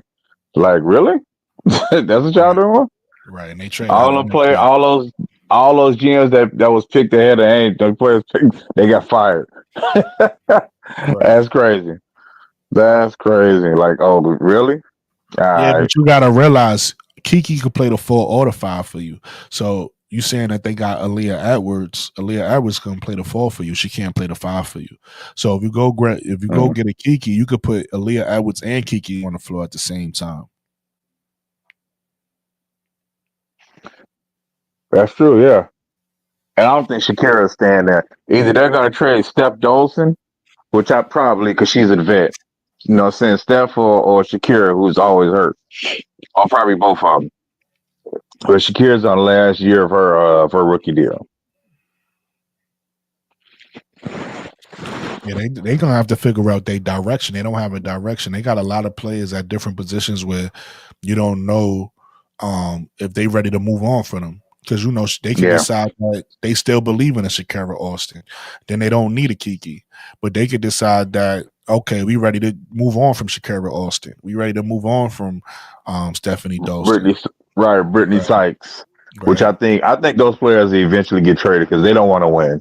I think they have a 2 to 3 year plan to get a high draft pick. They want Malaysia, Juju, Hannah. They want a high pick. I didn't want a high lottery pick in that 2027 draft. So I think that's what they're doing because they put out to their fans like, hey, look, we just letting y'all know this is gonna be a long process, and we kind of stuck for a while because we want to make sure we do this right. So they made sure they built from the ground up, and so that's why the coach and the GM was fired the game because they was up there winning, and they pushed themselves down and low in the lottery. They wound up at 4 instead of like 2 or 1 because they would start winning games. They're like, what is y'all doing? You know what I'm saying? So and like, we trying to win. They're like, no, we trying to lose. So they was fired. So.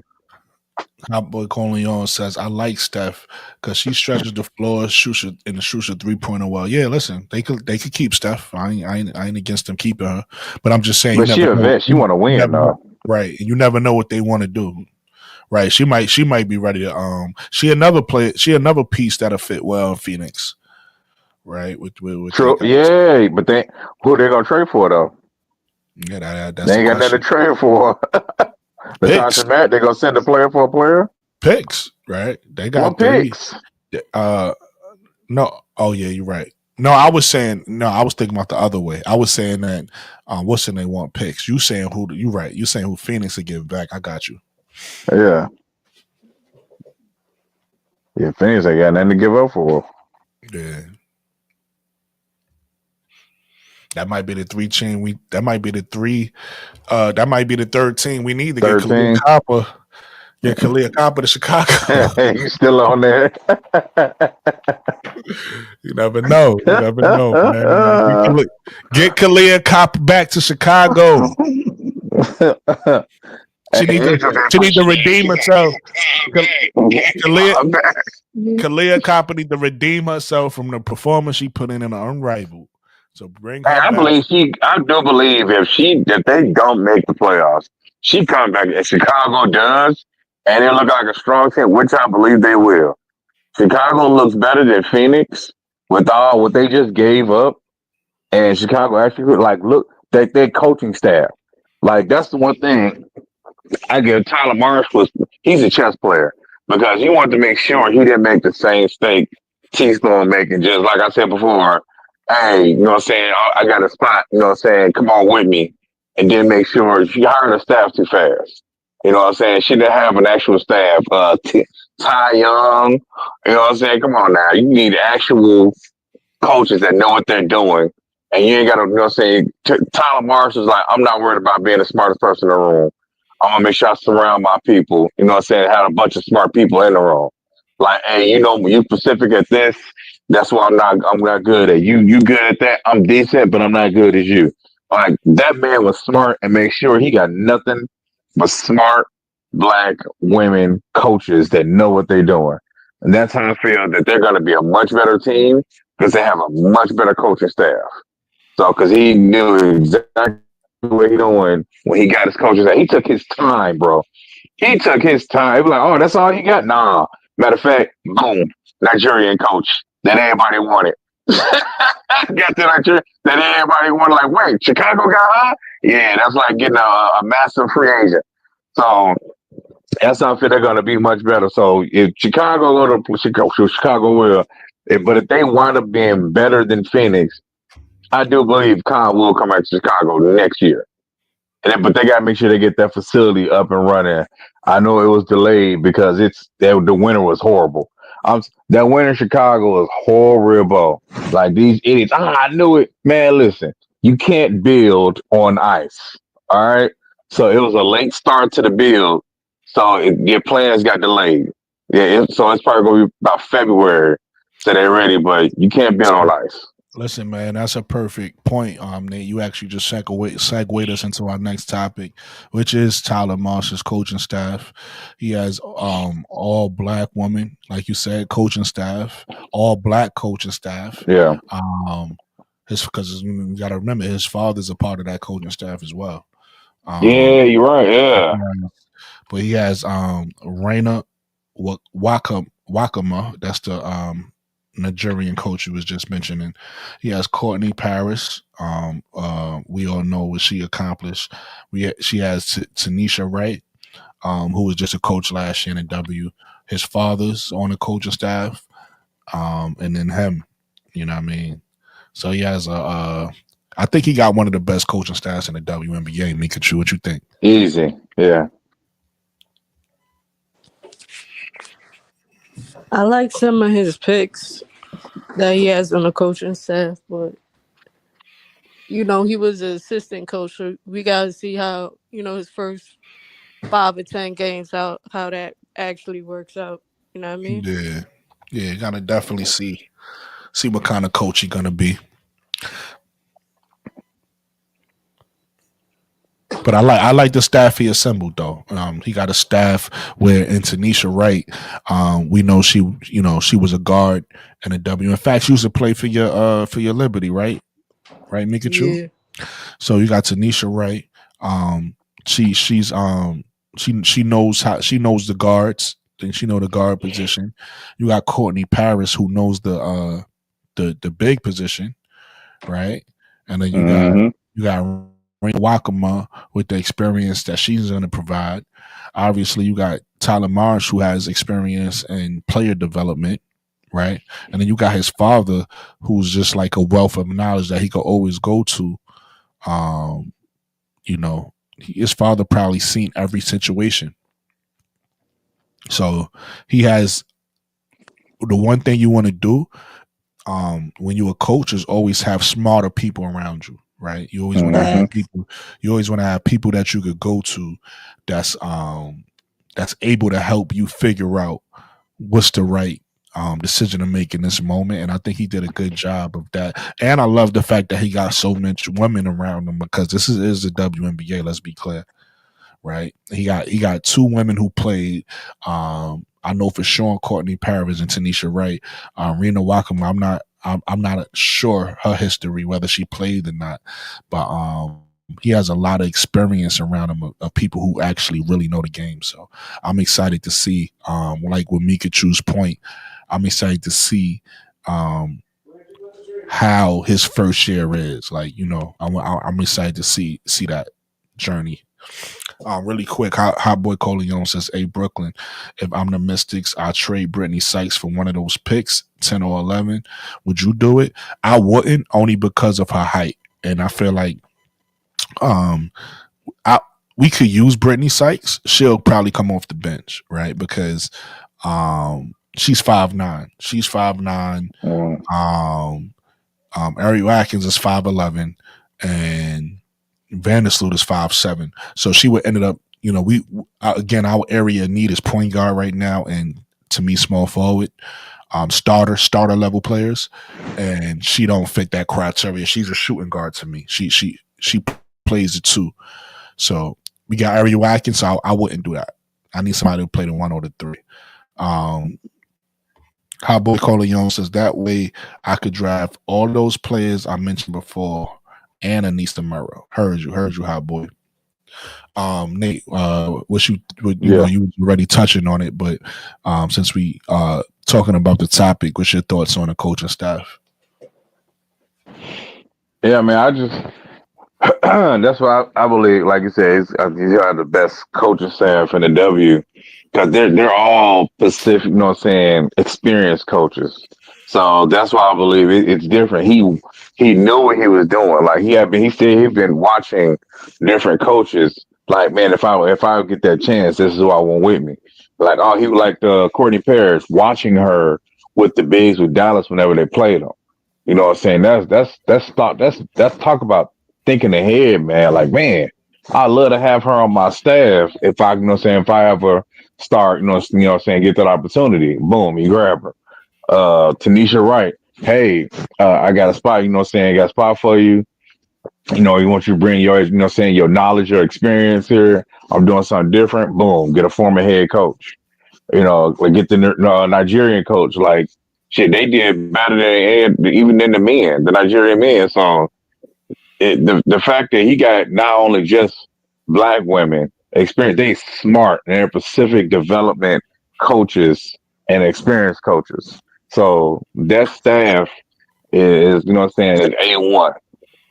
So that's why I believe they'll be better because they're already in the gym with them. They've been in the gym with them for the past months.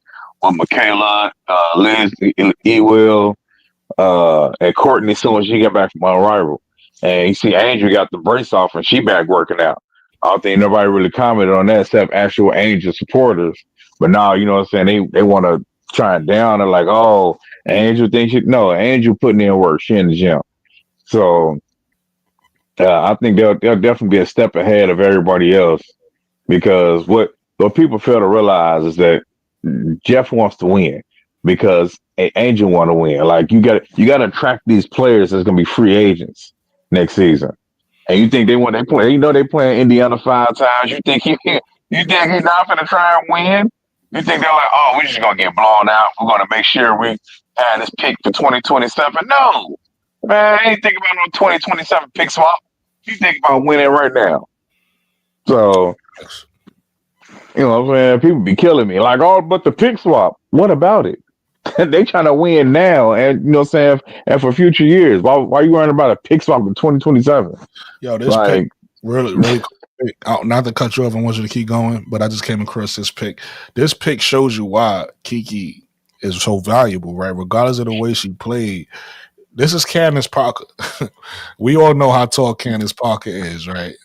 This is 6'4", and this is Anissa. So if you building your team, she just fit like she could play the 5 or the 4 for you. Like, yeah, get what I'm saying? yeah. That just shows you right there why, like that height. But get Nate, I ain't meant to cut you up. Okay.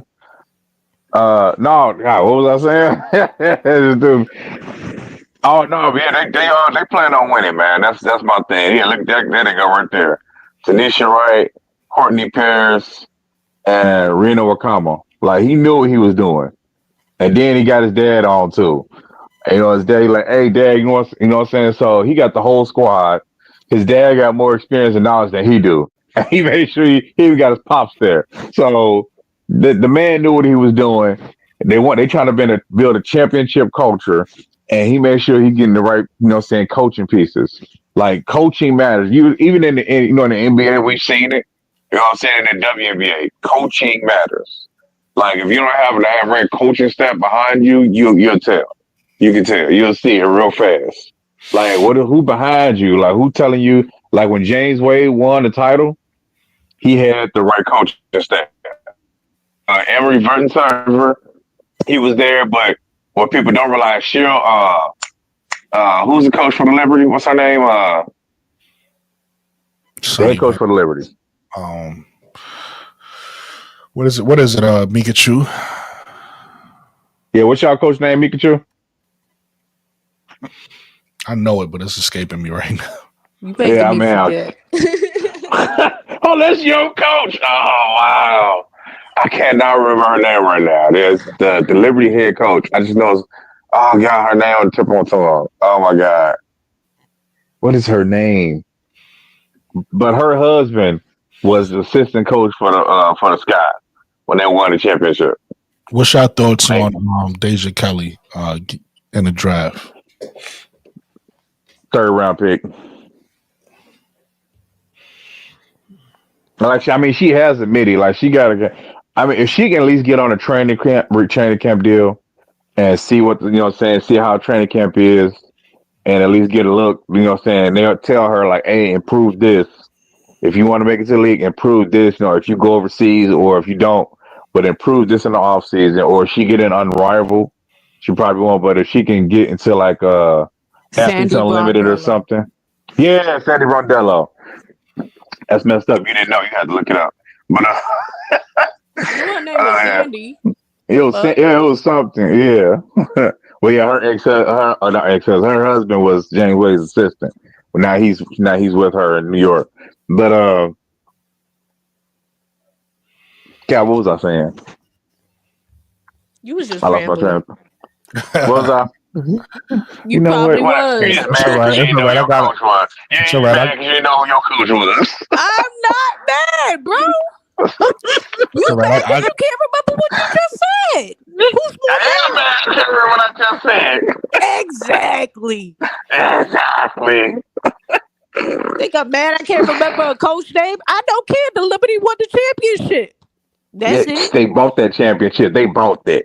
It was like they bought off the refs. Oh, come on. They bought off them refs. Come on now. You know that was trash. That was trash. What you Kathy had on the New York dress. This is where the trophy belongs. Like, they had to make sure they got the New York at least one. Like, we're going to make sure we get y'all at least one. They bought up the hey. New York is a big market. The only reason the WNBA was still relevant was because of New York, LA, and all these big names. That's it. New York for 6 years straight. The Liberty was sucking for like 6 years straight. Like, they were horrible. I ain't talking about the early '90s. I ain't talking about that when they went to the finals and never won 4 times. Went 4 times and never won. The only way the WNBA got relevancy was when they was talking about all these mass shootings. When Minnesota was winning, was they making big waves? No.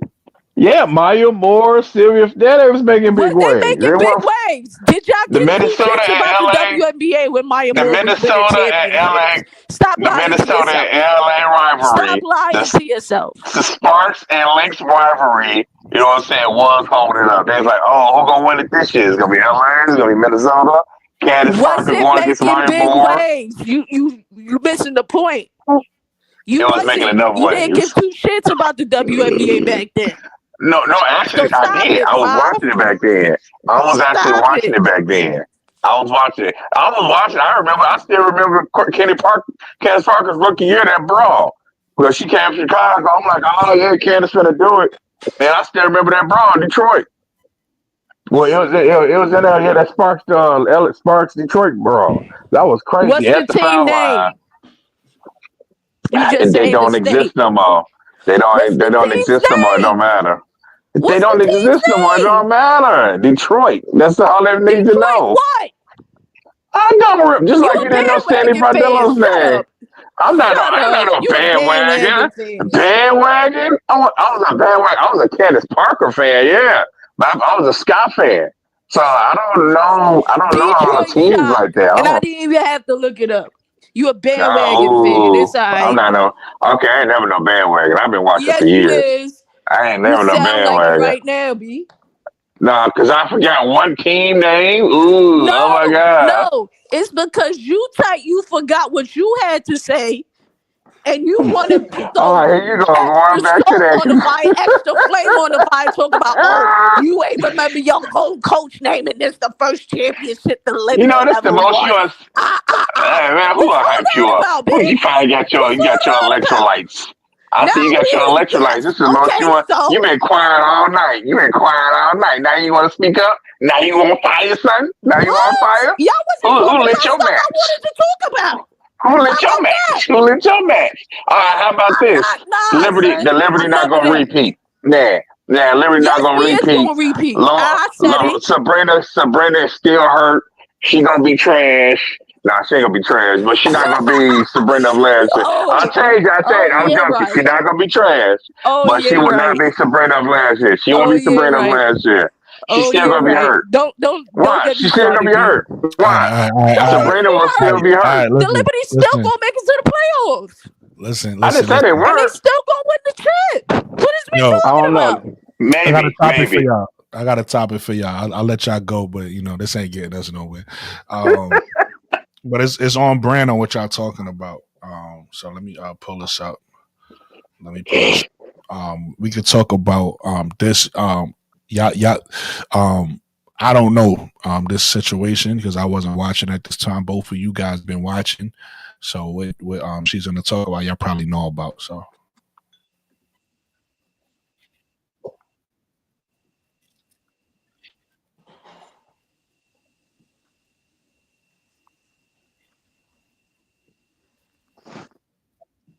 I can't hear.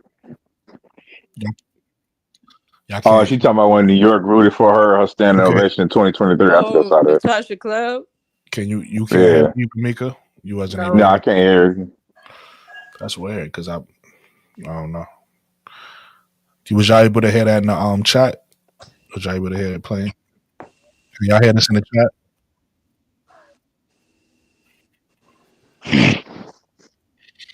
Be well. Can you hear this? Be well or no? No.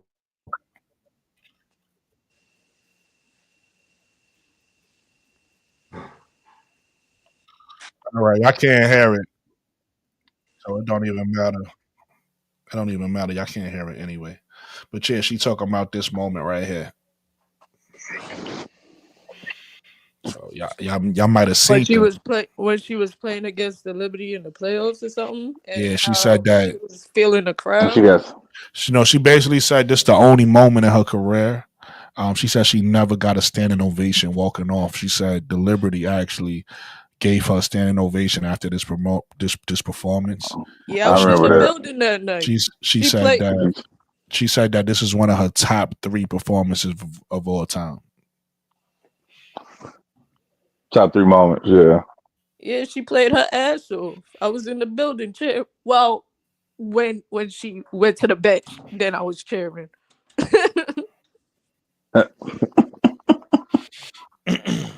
I wasn't cheering when she was dropping freaking threes and getting freaking layups.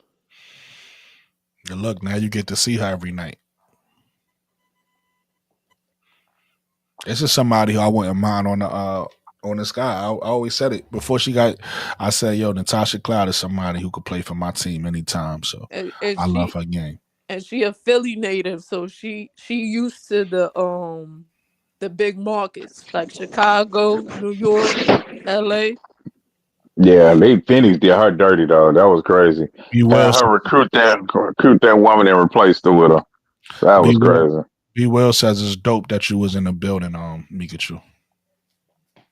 Yeah. And she said I was in the building. Hater. Hi, little hater. Little bit. I ain't gonna lie. Little bit. Those are stats she had that night. Beats me. The Liberty won. That's all I cared about. It's gonna be a while for Liberty win again. I'm like, damn, guard her. The fuck? And then she did an ill crossover. I had to catch myself. I was like, ooh, because you know when you were balling, you see an you're a ball for you see it. You're like, oh snap! Can't do nothing but cheer for that shit. You crossed my team's ankles, but you did it so far. Got snatched. What? Crossed her, broke her ankles. I did. Be well. I did. They doing a review or whatever they process, but no, I did. And y'all gonna need Natasha Cloud because Sabrina defense is non-existent. She's literally a con. We need Minaj Laney to come back. That's what we need. Oh yeah, she out for the season, ain't she? She out for 3. I think it's till September. I'm hoping. That's the damn near the season. I asked. I hope. I don't know. It said 3 months. But Mika, I asked a few weeks ago. I said, "Well, what do you need to do?" You said nothing. You don't think they need to somebody to step in and replace that production? Like, I mean, like just we got Natasha Cloud. She's supposed to replace Minaj Laney until she comes back, and then we got to figure out who gonna be the main one. Because they both from Philly and they both play like workhorses. So we just got to figure out the rotation. I disagree with that because I thought that this before I knew Laney was hurt. I looked at all of them in the starting lineup together, or all of them contributing together. So I don't look at Natasha Cloud as a replacement for her. You get what I'm saying? Like she was supposed to be I'm saying until she come back, she's supposed to be holding it down. And then you gotta figure out because like that just forget shorty name, but I think her number was 12. She will be the backup for Minaj Laney. She's a workhorse. She came from Texas and she could shoot the 3. But her main goal was to play that defense. Know what I mean? Yeah. I don't know though, Mikachu, because when you out there long and that serious of an injury and trying to come back and play high level basketball, it's gonna take a minute. She came off surgery and then we won a championship, so she can do it again. What did she do to him? What did she do? Huh? Nothing. What did who do? Minaj Laney? Who's you talking about? Who is the person you're talking about? Yeah, Miss Laney. But Minaj Laney did nothing. That's what you saying? Did you watch the game? Stop it, Five. But Minaj Laney is the heart and soul of the Liberty. That's why she's not going nowhere. I need her to win another championship before she tries to bounce and go to whatever team, other team she feel like she needs to go to. I know she played, but she wasn't even on the court long enough to affect the game. She was because injured. they had mostly. I know, that's what I'm saying. She didn't do anything. That's what I'm saying. Do things. She was a spark off the bench. You that was a miniature a person spark. that brings intensity affects the game.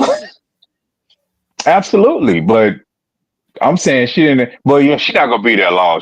When they brought in all these players, she asked them like, do I need to look for someone to go? And it's like, no, you're gonna be here. She ain't gonna be there. Once her contract is up, she gone. That's what I'm saying. She like, once my contract is up, I'm out of here. She might bounce if we don't win a championship this year. She might bounce. I mean, I don't know if her contract is for another a year or whatever. This year. No, it expires this year. Yeah. But it has to be with a team that actually needs her skill set. So I would think, but you don't like people who are up there in age. I would think the Sky might want to try to scoop her up. Oh, absolutely. Absolutely. Absolutely. You already know. That's why I was going with it. That's exactly why I was going with it. We'll take her. Y'all know how to treat her right. We'll treat her well. She'll get plenty of minutes. Y'all didn't want to play her though. Oh, come on. Y'all don't want to play her. You know what I'm saying? The Brendel didn't want to play her, had her on the bench. She's getting spinners in her butt, man. Oh my gosh. How many max out your ears? She was playing. I'm here. She asked for that. Hey, I'm trying to hate right now. I just want her to. Hey, I want her to barely play. And if she said, "Take me out," Sandy Brondello gonna do it with the quickness. Is you stupid? Nah, I don't know. But Naj Delaney is the coach on the floor. So this why New York won't win. It wouldn't go on. So New York won't win a chip because of Breanna Stewart is no longer. Because then she didn't have surgery too. So I've been sucking for the past year and a half because of my knee. She had surgery too. Yeah, so that's why y'all not gonna win because Breanna. Hey, listen. If it weren't for John Quayle, I'm just saying, if it weren't for John Quayle, y'all wouldn't win that. Even with the John Quayle and the refs, y'all wouldn't win that. Because the refs kept giving her foul calls. She couldn't even hit the first. How you doing? Am I speaking facts How's your Sunday? Well, it's Monday now because it's 12 in New York. It's 11 for me. It's still Sunday. How's your Sunday then, Chicago? Where you going? I troll but I'm still speaking facts though. I'm still speaking facts. I know you probably chat. That's how you facts. That's how you change it. That's how you change Nate. That's how you get Nate to change the topic.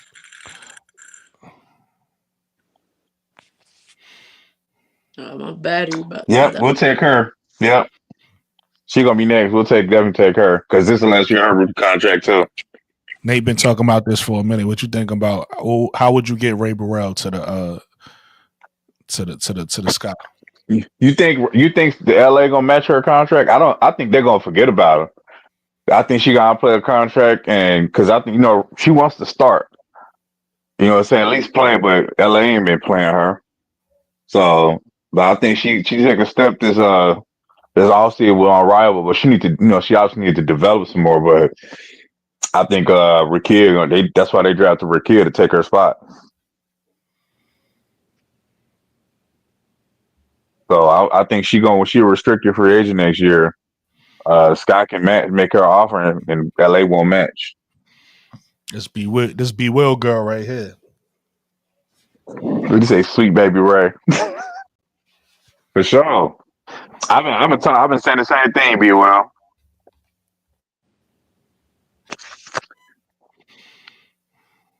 I mean, I troll a little bit, but I do think because if Brianna was shooting horrible, man. Horrible. And then Sabrina was like 1 for 19. Horrible. They can't do that again this playoffs. And you don't think they're going to redeem themselves? I don't know. I'm just saying, all I'm saying, like, no, seriously, real talk, is that they can't do that again. I don't think that won't work a second time. That's all I'm saying. That won't work a second time. Right. That's all I'm saying. This like they literally lucked into that championship. There was a good team. They still fought hard, but Minnesota should have won that. But you know what I'm saying? Should have, could have, won it. You can't. Took everything out of them. They shouldn't have lost the first one. Yeah. So, but when Sabrina did hit that three though, I was like, ooh, that I think it was game 4.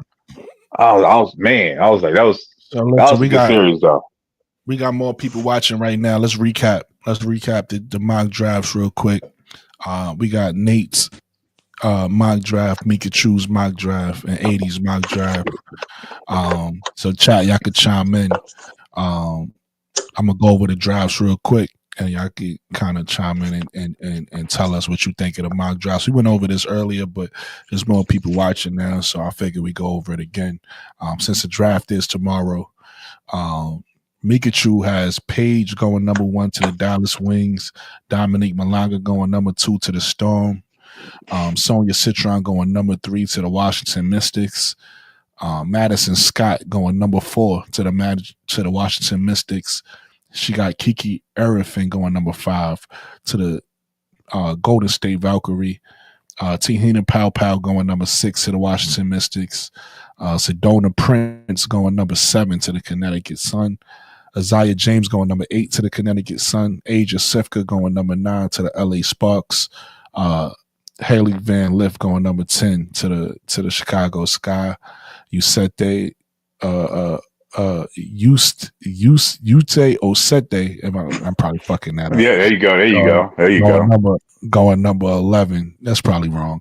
Going number 11 to the Chicago Sky. And Anissa Murrow going number 12 to the Dallas Wings. Chat, what you think of that mock draft real quick? Obviously, we got a few people in here. What you think of Mikachu's mock draft, chat?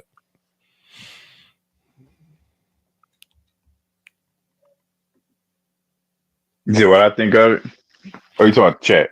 No, yeah. You can reiterate for the people who didn't hear, because there's more people watching now. Did she have Madison? Did you take Madison out, Mikachu? I think I saw Madison in there. Yeah, she got Madison. I got Madison Scott going number 4 to the Mystics. Is that the one from Ole Miss? Yeah. B. Will says, "Where is she gets drafted?" B. Will says, "Where is Sellers?" No. We only talking about Mikachu's list right now. B. Will says, "Where's Sellers on your list, Mikachu?" Oh yeah, she only got it up there. I just realized that. Where's Cheyenne Sellers, Mikachu? That's what B. Will want to know.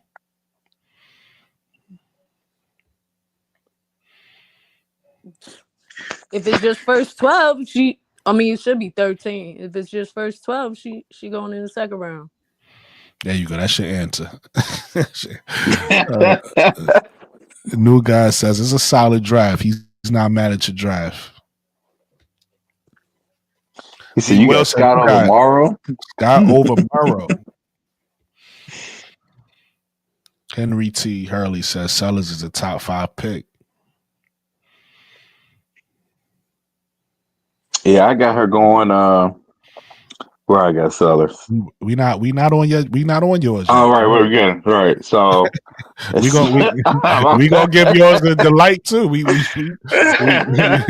Hey, let's see. She got Sifka going to the Sparks. Kiki Afra. I got Kiki can definitely probably wind up going to the Valkyries. Yeah, Henry, especially in this class. All right, so Nate, let's move on to Nate since Nate is excited about his list. My bad. Dallas. Nate has Paige Beck is going number 1 to the Dallas Wings. Dominique Malanga going number 2 to the Seattle Storm. Sonia Citron going number 3 to the Washington Mystics. Kiki Eriafin going number 4 to the Washington Mystics. Anissa Murrow going number 5 to the Golden State Valkyrie. Cheyenne Sellers going number 6 to the Washington Mystics. Georgia Amore going number 7 to the Connecticut Sun. Asia Sifka going number 8 to the Connecticut Sun. Tahina Pow going number 9 to the LA Sparks. Yuste Osete going number 10 to the Chicago Sky. Sarah Ashley Barker going number 11 to the Chicago Sky. And Serena Sundell going number 12 to the Dallas Wings. What you guys think of Nate's picks for his mock draft? Because you went length. I went, point guard and small forward, which one of their needs. You see Sarah Ashley Barker's ascension and her D improved. My main thing for her, not necessarily, her defense too, but her free throws. She's missed a bunch of free throws, but that game she came in the clutch though. She had to hit all 3 free throws to hit overtime. She hit all 3 of them things. But her free throw percentage is like 71%. That's not good for a guard small forward. So she needs to improve on her free throws. But other than that, catch and shoot, drive, post dribble penetration, 3-level score. What's your thoughts, Chad? They not commenting on your list. Chad, what's your thoughts on Nate's picks? What's your thoughts, Chad? Talk to me. They can't disagree with it.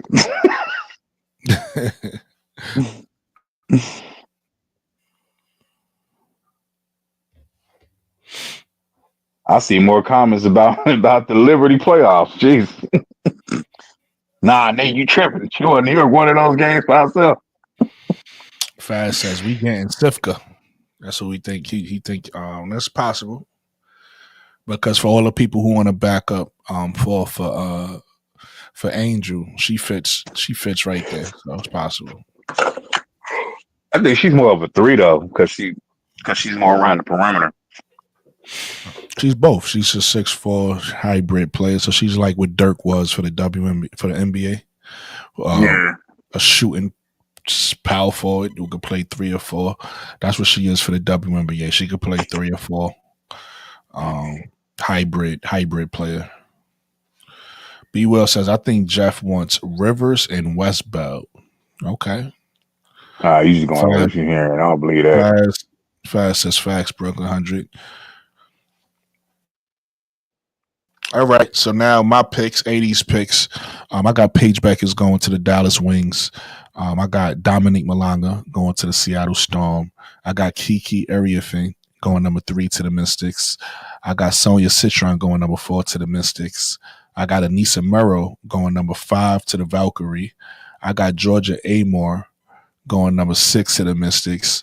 I got Yuste Osete going number 7 to the Connecticut Sun. I got Asia Sifka going number 8 to the Connecticut Sun. Now, let me say really quick, I'm not sure if they're going to take 2 foreign players back to back, but I said if any team is going to do it, it's going to be this team, so I just did it. I got Tahina Pow going number 9 to the LA Sparks. I got Sarah Ashley Barker going number 10 to the Chicago Sky. Helly Van Lith going number 11 to the Chicago Sky. And Sedona Prince going number 12 to the Dallas Wings. What's you guys' thoughts on my my mock draft? What you guys' thoughts on my list in the chat? I don't like it. Hey, listen, I ain't mad at it. I'm okay being wrong. I do not have an ego when it comes to these things. I don't think I got Cheyenne Sellers on my list either. You ain't got Cheyenne Sellers either.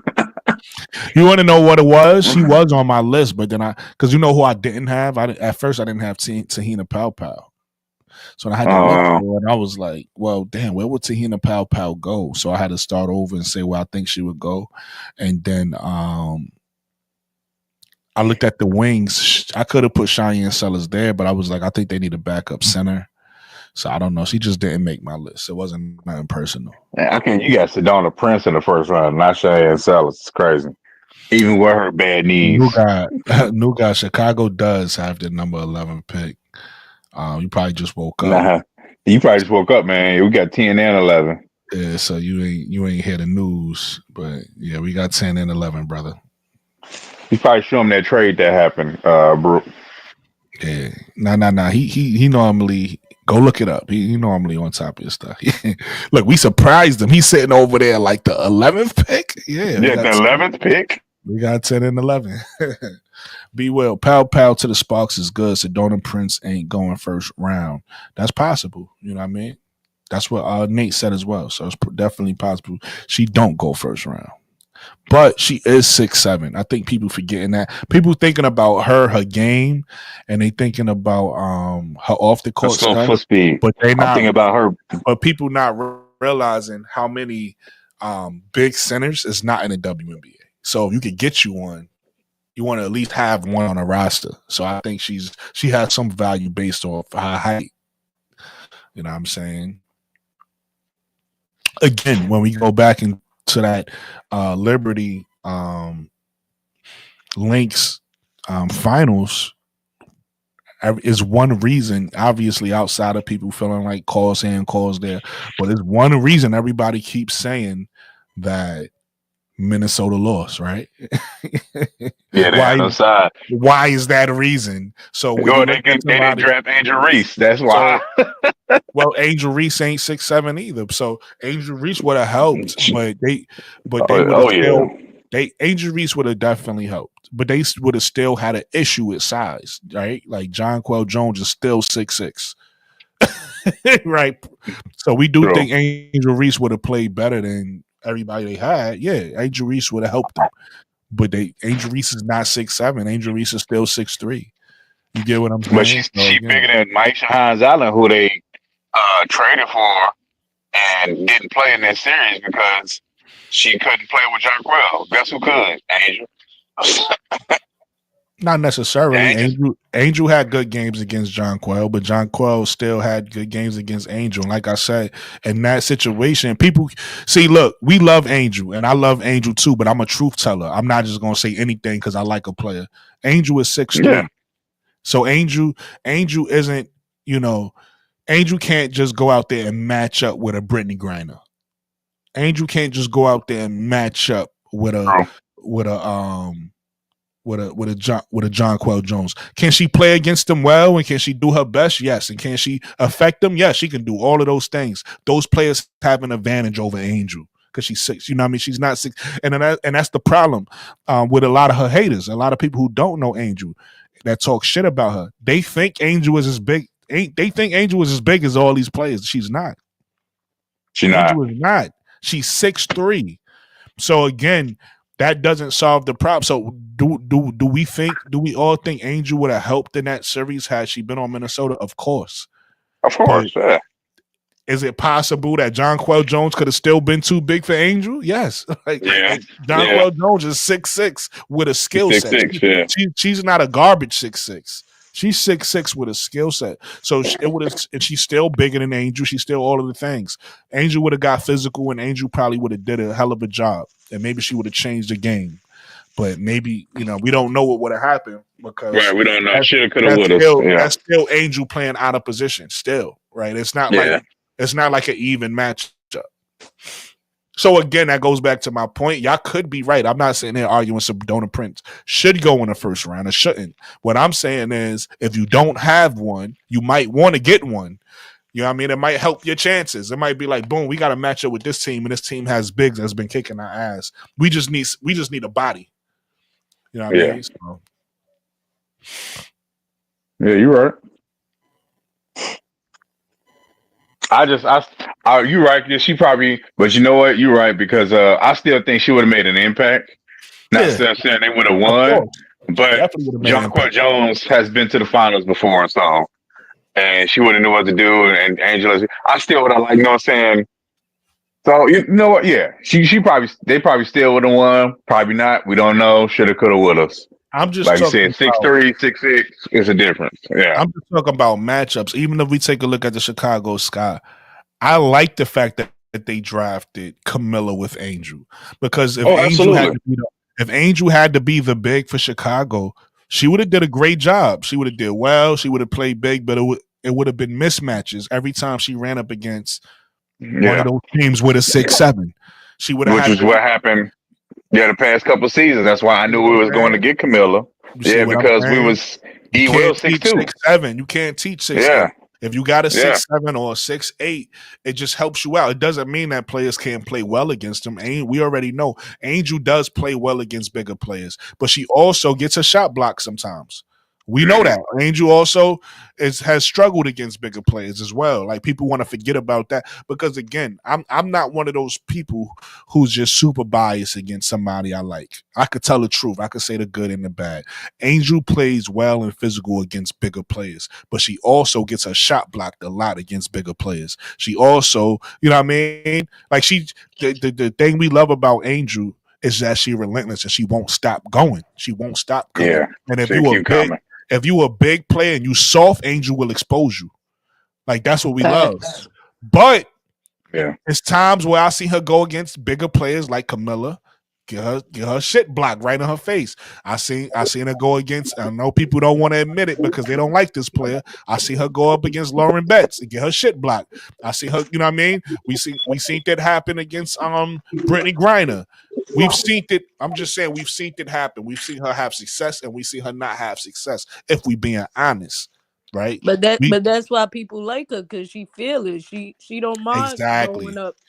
That's what we love about her. But Mikachu, my point is, if we're gonna tell a part of the story, we got to tell the whole story. Angel is 6'3", so I'm giving her credit in saying that.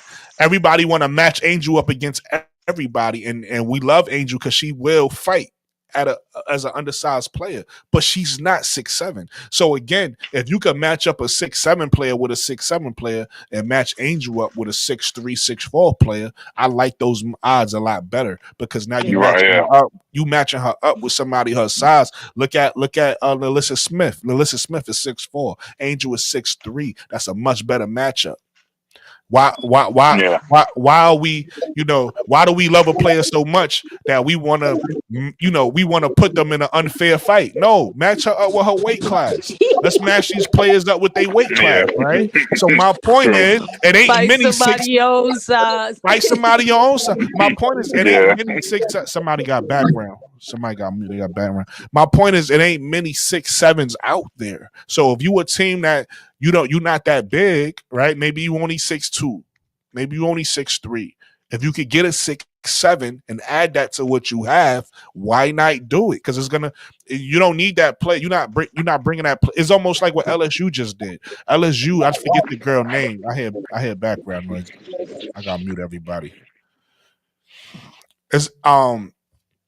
It's almost like what LSU just did. LSU just got a big from Notre Dame. I forget the girl name, but she Russian or whatever she is. I forget. I don't even want to say what she is. But Caval, thank you. She's not going there to be no star big. They're not gonna just drop the ball. She's not gonna get the ball as much as Lauren Betts get it. But you want to know what that does? Because we just seen what happened to LSU, who should have beat UCLA this year. And they lost. So what they did was they went and got a player that they could just match up with to make Lauren Betts' life harder. That's all I'm saying. So when you take a look at somebody like Sedona Prince, as much as you don't like her, she's gonna get drafted. And if a team needs her, you might as well get her. Like, it's that simple. If you don't need her, don't get her. But if you need her, be well. But so my problem with Sedona Prince, I get everything you saying, and if we was talking about Megan Beers or Ayoka Lee, I say okay. But who has Sedona Prince dominated in college? But you kind of making my point though. Be well. I'm not. Who is she like matched up with? That's what I'm saying. I get what you're saying, but I don't think she's going first round because she's soft. Like, you can push her around. So, like, everything you want to get from that big, I don't think she gives you. And I'm muting myself because I got background.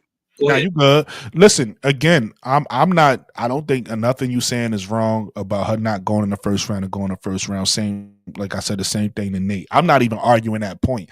I'm making one simple point of if you need it, get it. You can make the argument that Dallas Wings don't need it because they already got a Terry McCowan. So you can honestly say, well, they don't necessarily need it. You get what I'm saying? And that I get. My point is saying and this is where I disagree with you, B. Will. My point ain't saying draft her to dominate.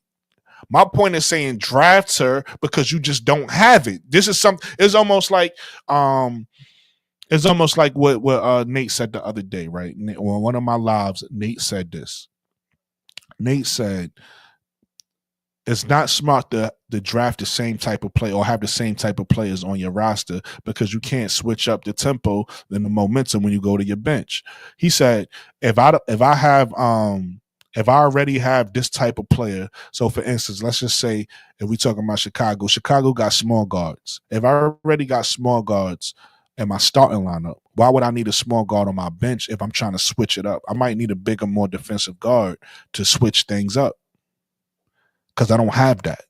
So what I'm saying is, if you a team that's struggling, we could take a look at her, and that's why I'm surprised they made this move. I'm surprised they actually made this move, but I understand it because this particular coach, Cheryl Reeves, don't like playing young players, and maybe she didn't think that Sedona Prince was that good. Maybe it was all of the things. I don't know. We don't know until something comes out and she says it. But my point is, we all know Minnesota is little.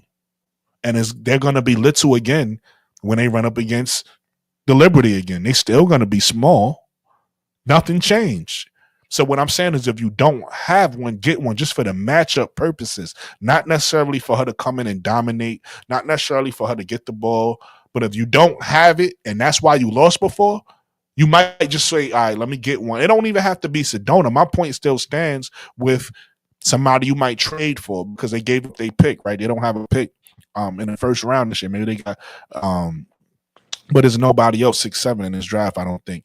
And to your for everybody who don't know, to your Ayoka Lee point, Ayoka Lee is retiring. She her body have injuries. I thought she was going to the draft too. I was excited to see her play because we all know on the floor she's dominant.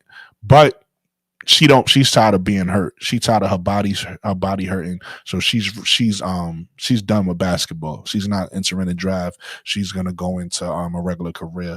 So shout out to her. So I was with you, B. Will. She's another one that's a 6'6" that you could go get, big body, could score, but she don't want to continue her career. So she's done.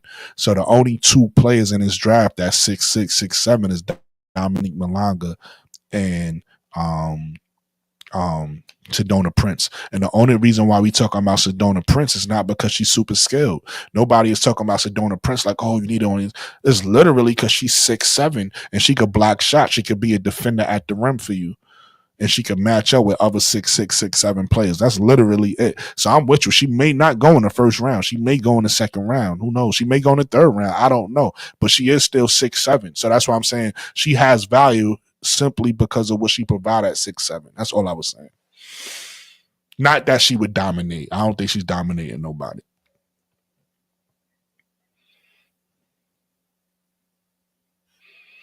All I meant when I said, just so we're clear, I get what you're saying, and I think you're absolutely right. Somebody is going to take a chance on her, but I think it's going to be in the first round. The reason I brought up the fact that she didn't dominate anybody, not anybody of size anyway, is because of the matchups in the W. And if she couldn't match up with people in the NCAA, how's she gonna match up with W players? That's my point. But I think you're right. I think somebody would take a chance on her, just not in the first round. And like my evidence of that, or evidence that I have to support that thought process of her not being first round, she didn't. Your mic is terrible, bro. I think what you're saying, though, just so the people who couldn't hear you, I couldn't hear you either. I think you're saying that she wasn't invited to the draft day party or whatever. You're probably right. Again, I was never arguing the fact that me personally, I could give two shits of where Sedona Prince goes. She's not going to the Chicago Sky. So I can give two shits on where she goes. My point simply stands on her height, and if a team needs it, maybe you should go get it. But as far as where she goes, first round, second round, as far as how good she is, about who she matched up with, what she did do, what didn't do, I really don't know, and I honestly don't care.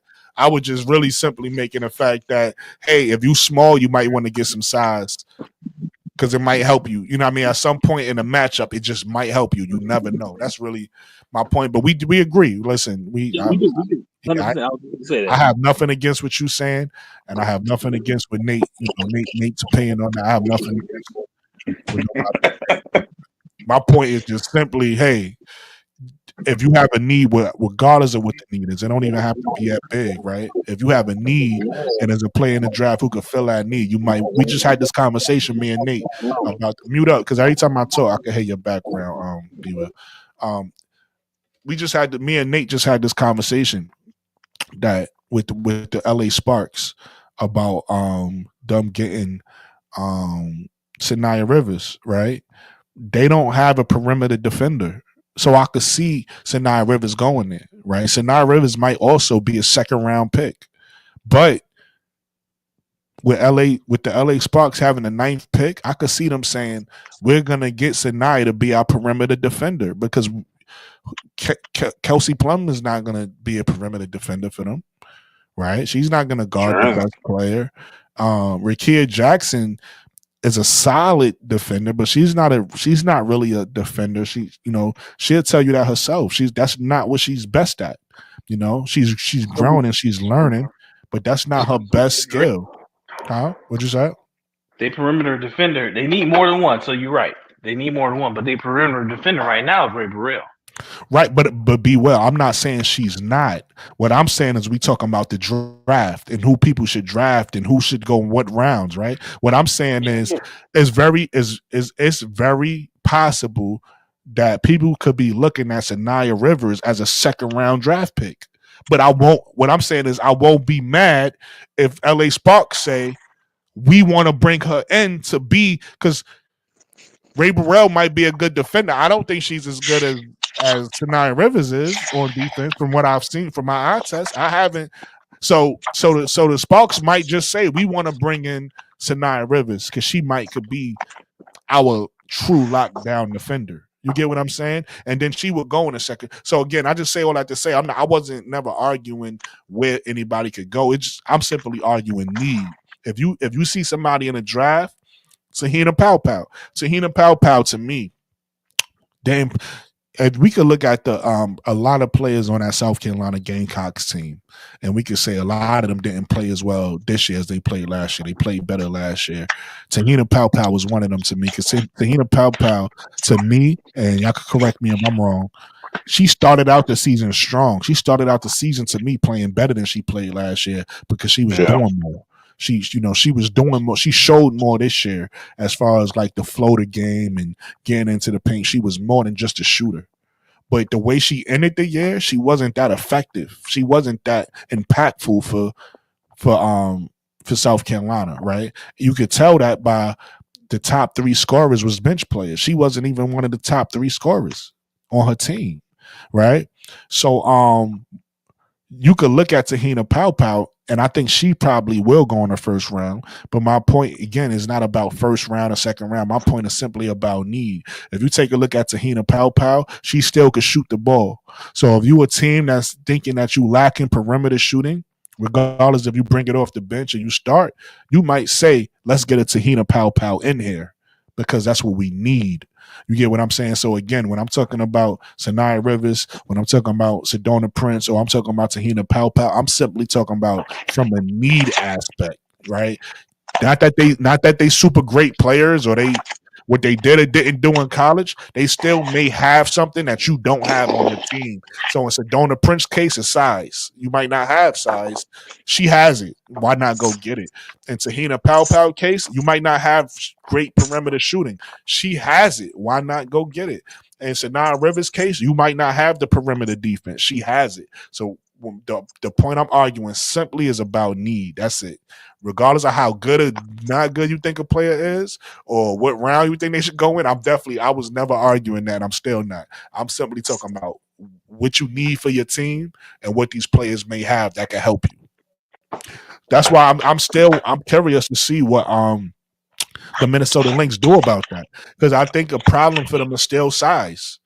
Or maybe they don't think it's a problem. Maybe they figured out the solution. But I still want to see if they make a trade during the draft or during the season to solve that problem. Because to me, that's still a problem for the Minnesota Lynx. What you guys think about the Minnesota Lynx and as far as them addressing that size issue that they have? Sherry, Yeah, it's still definitely fun. No, she Sherry's not. gonna still do what she usually do, and she gonna draft to what she needs. She don't think it was a problem. She gonna think it's just the ref. That's all. I guarantee. I'm telling you, they drafted Sanaya Fagan at 15. If she lasts that long, but yeah, that She'll would be be there. Yeah, she'll be I, there. I honestly think, and it don't gotta be Sanaya Fagan, but I honestly think that the Aces at 12 need to get a big. They need to get one of those bigs to replace Cheyenne Parker-Tyus. So Maybe they grab Maddie Westbell because they need a 4, right? what's the Aces? They don't need Maddie. Maybe they grab, not to cut you off, be real quick. Maybe they grab Mo 3's guy. Maybe they go Destiny Adams, right? Like they need a 4. Oh no, we need her. I like Destiny Adams. Yeah, that's me and Mo 3 girl. Yeah. What you were saying, Be Well? I like Destiny Adams. I'm glad somebody else besides me is talking about Destiny Adams. Yeah, I've been talking about it. Yeah, me and Mo 3.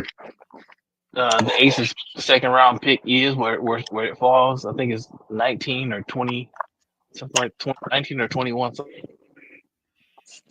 Now they have 13th round. They have a 13th pick too. You know, Maddie Westbell. Honestly, they got Liz Kitley, so they gonna see what that looks like first. So it's another player out there. Everybody, I was disappointed to hear that Cheyenne Parker-Tyus was pregnant and we're not gonna be starting the season with them. Yeah, that was that and Tiffany Mitchell.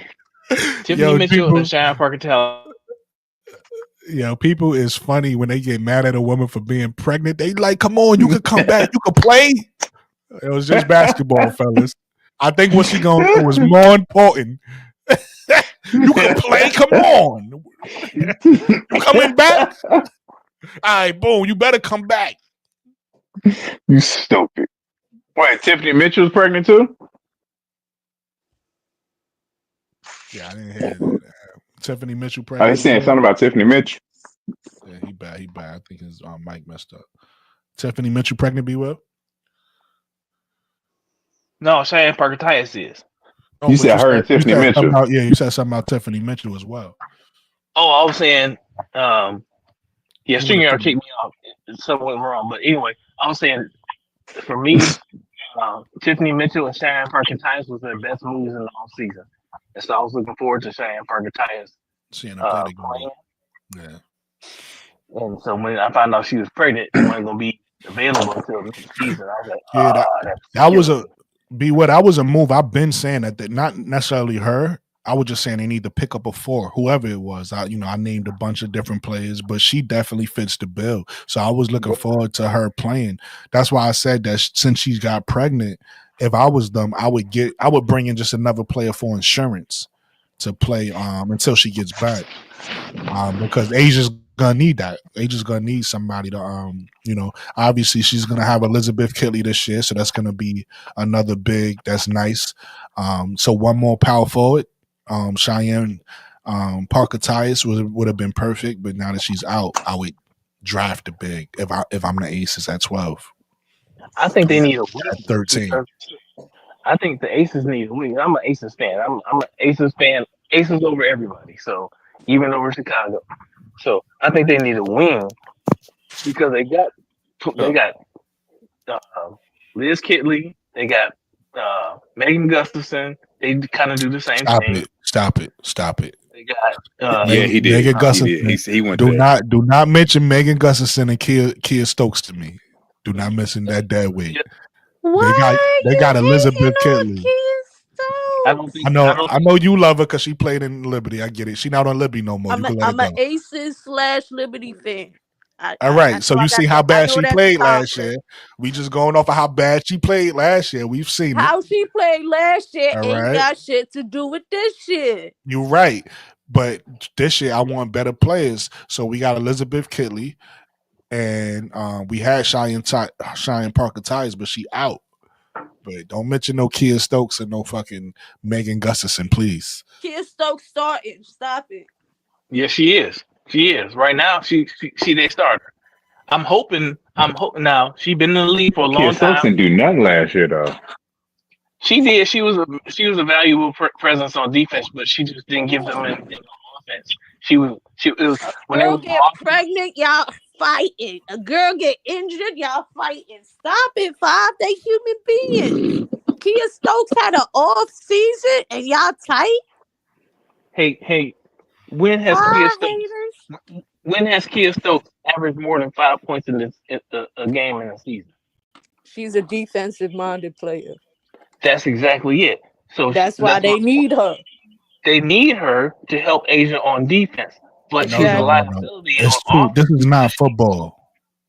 Can y'all please stop talking about like this shit is football? You need to play both. If you can't play both sides of the court, you don't need to be in the game. So I don't want to hear what she do on defense. She don't do shit on offense. So you hold up. So you don't like an enforcer? Yes, if you can score. That's what you talking about? Yes. You don't like enforcers? You know who Dikembe Mutombo was? I know who Dikembe Mutombo. Okay, you know what he used to do on the defensive end? Not really. Okay, he was an enforcer. Do you know he wasn't a big scorer, but he still got buckets on the offensive end? Do you realize that about the Dikembe Mutombo? So when you start talking about these enforcers, no, I don't want somebody that plays one end of the basketball court. With this is just me. I'm okay with you getting stops over scoring if you have other options. The Aces have other options. If they had other options, they wouldn't have lost last year. You had Asia Wilson. You had Kelsey Plum. You had Ty Young is popping in my head, but you had Young, and then you have Chelsea Gray. So you had other options. Why would she needed to be a big scorer when nobody said big scorer? You're not listening to what I'm saying. Obviously, drop buckets. All right, when you're done, I'm gonna start over because you missed everything I said. So what I was saying was, I never said she need to be a big scorer. I said she need to play both sides of the ball because this is not football. On football, you could just drop a little 5 every once in a while, probably 3. So she gets stops. Mikachu, those stops sent them home last year. Last year they had a lot more than just Kia Stokes being injured. Kia Stokes wasn't injured. She was playing. She just played like trash. She wasn't injured last year. She came off injury, didn't she? Hey, Brooklyn. She was playing and she was trash. Hey, Brooklyn, I'm not even going to say. So how long does it take? You want them to bounce back like an Energizer Bunny? By the time she was playing, she was hurt a whole 2 years ago. Mikachu, we talking about in the playoffs. We talking about in the playoffs. The last year, she was terrible. She got injured the year they won the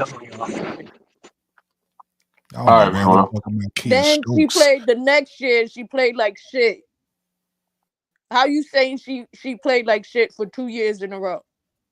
Mikachu, you talking about 2023 finals. I'm talking about 2024 playoffs. Yeah. Yeah, what are we talking about? She played bad. For 2 years she been playing like ass. No, that's not. You're not listening. You on your own world. You keep saying I said things I didn't say. You said 2 years. No. Yeah, I said you're talking about 2. You keep talking about when she got injured. Listen to what I said. You and this is what you're saying. You keep mentioning her injury in the 2023 playoffs, right? That's the injury you're referring to. Yeah. Right. Mm-hmm. I'm not talking about that. I could care less about that. I'm talking about when she was healthy, when she came back in the 2024 playoffs and did nothing. I could care less about 2023. But You ain't hear fully what I said then, because I said Aces had more injuries than Kia Stokes. Kia Stokes was the only person that was playing like ass. The whole team was. It was Asia Wilson carrying the whole team by herself. No, that's not true. All right. No, That's not so true at all. Mikachi was right about that because they had Kelsey. Sorry, not Kelsey, but Chelsea Gray, who was not the same this past season because of, after her injury, she wasn't back to 100%. Maybe until the end of the year. You had Jackie Young Pull up had the stats, issues man. with injury later in the season, and so she wasn't the same. So I agree with Mikachi on that. My thing about Kia Stokes is Kia Stokes.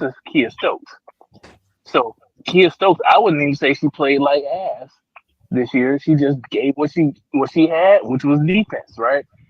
The problem with for you, Mikachu, what I'm saying is the Kia Stokes problem for the Aces is that when Kia Stokes is on the court, when they're on offense, they're playing 4 against 1. You don't have to guard Kia Stokes. You don't have to guard Kia Stokes, and so now you can double team whoever needs to be double teamed. You know what I'm saying? So that's my issue with Kia Stokes. So for me, if Kia Stokes, that's a fact.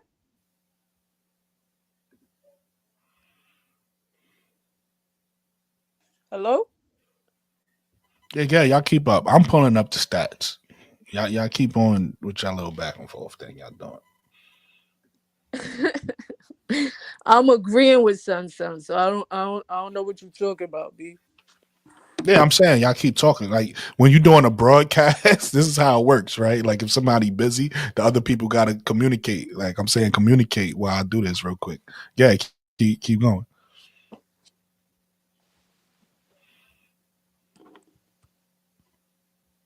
Did B Will drop?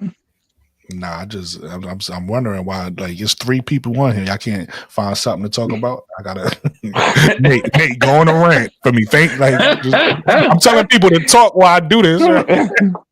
Everybody get quiet and shit. Okay, I'll jump on something I've been wanting to ask about. Why am I thinking? People think the Sparks is gonna be like this sneaky championship contender just because they added a 5'6" Kelsey Plum that don't play defense.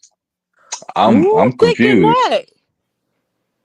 Man, listen, I've heard like 4 different podcasts that said the Sparks is a sneaky contender just because they added Kelsey Plum and they were smart for trading. Oh God, I want to get into this because they were smart. So the Sparks was smart for trading the pick and getting Kelsey Plum, but no, it's not the same for the Sky for trading the 3rd pick and getting Ariel Atkins. Because no, it's not the same thing. They could have got Dominique Malonga. Why would they get another big? That makes no sense. No sense. How is it okay? Right, it makes no sense. Oh, if y'all have seen, they had to send Malonga the Sky office. The Sky's out. They would have been on fire. What are you talking about? That should go the same for the Sparks then. It's freaking this chick. I don't want to put her name out there, but you know what I'm saying. I'm like that makes no sense. I commented because you can only put one comment on Spotify. I'm like, this podcast is so hip, so much hypocrisy. I like, so the LA is smart for trading the pick, but the Sky isn't. I'm like, tell me the difference between this. You know what I'm saying? LA is mostly Caucasian run team, you know what I'm saying? GM players, and the Sky is like all black. Oh, and it has Angel Reese. So the Sky was dumb for not continuing with the tank and, you know what I'm saying, and trading that pick and becoming a playoff team. To me, they got the better player. They got Ariel Atkins, who's 5'10", who's 3-time all defensive, and also a WNBA champion. So I'm confused on how the Sparks are all of a sudden this sneaky contender, but the Sky are still gonna suck, and they were dumb for doing a pick swap of 2027, and that pick isn't gonna matter because they're gonna be winning. Like make it make sense, please. Make it make sense. I'm with you on that one, Nate. You know what I'm saying? The last place in the playoffs, if they even right. enough. And the Sparks had a worse record. Hey, quick question. Won 9 games. Hey, quick question. Does this look like this is Asia Wilson points, right? Does this look like she's carrying everybody, or does this look like balanced scoring? This not that hard, bro. Why niggas is acting You know like the better math than don't math? Why niggas acting like the math don't math? This is one game. Just answer the question for me with your eyes can see. As anybody can answer. Was that Asia at 24 points? Yeah, this is Asia Wilson points, and this is the rest of the team. Oh, yeah, look like she carrying. She definitely carrying. Right. 14, 13, and 17. It looked pretty spread out. I'll rest my case then. If she carrying, it's four people in double figures. Another person damn near got 20. I was like, oh wait. I was like, oh wait, it looked pretty spread out. Yeah, it looked pretty spread out though. You got 10 points off the bench. The Aces had mad injuries, and Asia Wilson was the only one that was trying to give them a spark. That's it. And yes, Asia said it herself. That is an even spread. I'm with you. That is even, yeah. 14, 13, 17. I know, but look at that plus minus though.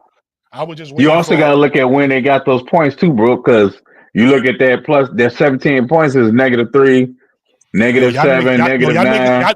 Y'all niggas should run for president, B. Y'all niggas should run. Y'all can try to spin anything. We know basketball. We know basketball, my G. Getting carried with nobody. Getting carried meant nobody. Hold on, let me finish. Getting carried meant nobody did nothing. That's what getting carried means. That's what niggas said. Getting carried. That's not getting carried. What we talking about? Hey, Brooklyn. When we gonna stop lying? But Brooklyn, lying. Nobody lying. Look at one game. Now let me go. No, we gotta start, nigga. How many eyes you got? We gotta start with one game. I was going to another game, but this what y'all doing. Y'all lose an argument every time. Every time I'm on here and I show niggas stats, niggas act like they don't like the stats. Nah. This nigga, the stats tell you what happened. Y'all niggas is weird, bro. Y'all niggas is fucking weird. I'm showing niggas stats. I'm not even. No. Everybody mute up. Let me get an ISO. Let me get an ISO real quick. Because I'm telling you, niggas be on some weird shit, right? I'm showing. Okay, cool. I'm not even arguing my point. I shut the fuck up. We was having a debate. I ain't even argue my side. I said I'm gonna pull up the fucking stats. I pulled the stats up and they not saying what niggas said.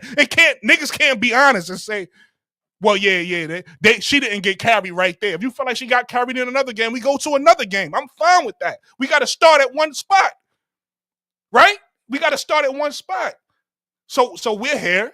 This is clearly not getting. She clearly didn't carry the fucking team here. That's clear, right? Can we all agree on that? Cool. Let's move on. What was the team they played? Let's move on to another game. Who's the team? This is the Liberty. This the Liberty. This the playoffs. Like I was talking about. Hey, did they win that game? I didn't say. Yes, was that a game they won or lost? They won this game. Oh, okay. And I'm going to another game, right? Y'all said she got carried. Cool. Y'all said she carried everybody. Ain't nobody. We talking about one player, one bum ass player, Kia Stokes. That's all we was talking about. All of a sudden, she carried everybody. She carried everybody. That's what niggas said. I said, no, that didn't happen. The fuck? Let's go to another game. No, I mean she couldn't carry everybody if they went through their whole season and what was they 4th seed, 5th seed? Listen, Brooklyn, you know above all because I know your takes. I've heard your takes. I respect your takes. I love your takes most of the time. You know that you can't look at one game. I understand it's a playoff, but you can't look at one game and make a determination on the entire season. I say Asia clearly not what we doing. No. I gotta be gotta finish. When I say Asia carried that team, I'm not talking about in a 4-game span. I'm talking about over the course of the season. And what I'm talking about, season, brother. And what I'm talking about is consistency. Her team was inconsistent. Asia was this is so for me this is eye test, and so if you bring up stats that prove me wrong, then guess what you're gonna make me? You're gonna make me right because I'm gonna get on the side of the truth. But for my eye test, the most consistent players on that team last year were Asia and then Tiff Hayes. Everybody else, for whatever reason, were up and down. Can I respond to you? Sure. All right. We was never talking about the whole season. So why like we was having a conversation about the playoffs. I didn't know. I didn't get that. So that means you jumped in a conversation without listening, because we was having a whole conversation about the playoffs. That's all we was talking about. That's all I started the conversation, right? And all I was talking about was the playoffs, and all I said was Kia Stokes did nothing in the playoffs. Now, when Mikachu kept responding, she kept talking about her injury in 2023, and I kept trying to explain Mikachu's and to explain to Mikachu I could care less about when she got injured. I know she got injured in 2023. I'm talking about 2024 playoffs. That's what I kept saying. So why we not talking about the totality of the season and what happened throughout the season was never the conversation. I'm sitting here talking about when Asia was in the playoffs. The whole reason I bring this up is because we talking about the draft. And every time I mention the Aces and I say what they need, I always say they need another big. The reason why I say they need another big is because when I watched her in the playoffs, she had no help at big. The guards was doing their thing, right? Chelsea Gray did, she played solid. Jackie Young played solid. We all know Jackie Young had ended up sustaining an injury in the Olympics, so she didn't play her greatest, but she played solid. Kelsey Plum played solid. None of them played great, or they would have won. Right? Nobody is saying they all played amazing, but what I'm talking about, the glaring thing that was the issue on why they lost the playoffs last year was because Asia Wilson didn't have help. Asia Wilson played out her mind in the playoffs, right? Especially defensively, not even offensively. I said this. I don't know if you remember when we be in KSAP chat. I said this. I said, "Yo, Asia Wilson is playing on another level." Not even offensively. I said, what she's out there doing defensively is on a whole nother level, and she can't sustain it. Because what happens is when she get help from the bigs, the other bigs, the Gustafsons, that's why I kept saying stop bringing their names up. Because when the Gustafsons and the Kia Stokes came out there, they did shit. So I don't care what they was in college. I don't care what they was on other teams. They did shit last year. That's all I kept saying. So now we started having a conversation about that, and it went back to the playoffs of 2024. But everybody is so thirsty to be right instead of listening to the conversation. They want to tell me how good they was in college. They want to tell me how good they was before. They want to tell me what happened during the season. I could care less, as that's not the conversation. The conversation is what did they do when it counted in the playoffs. And y'all told me Asia Wilson carried everybody.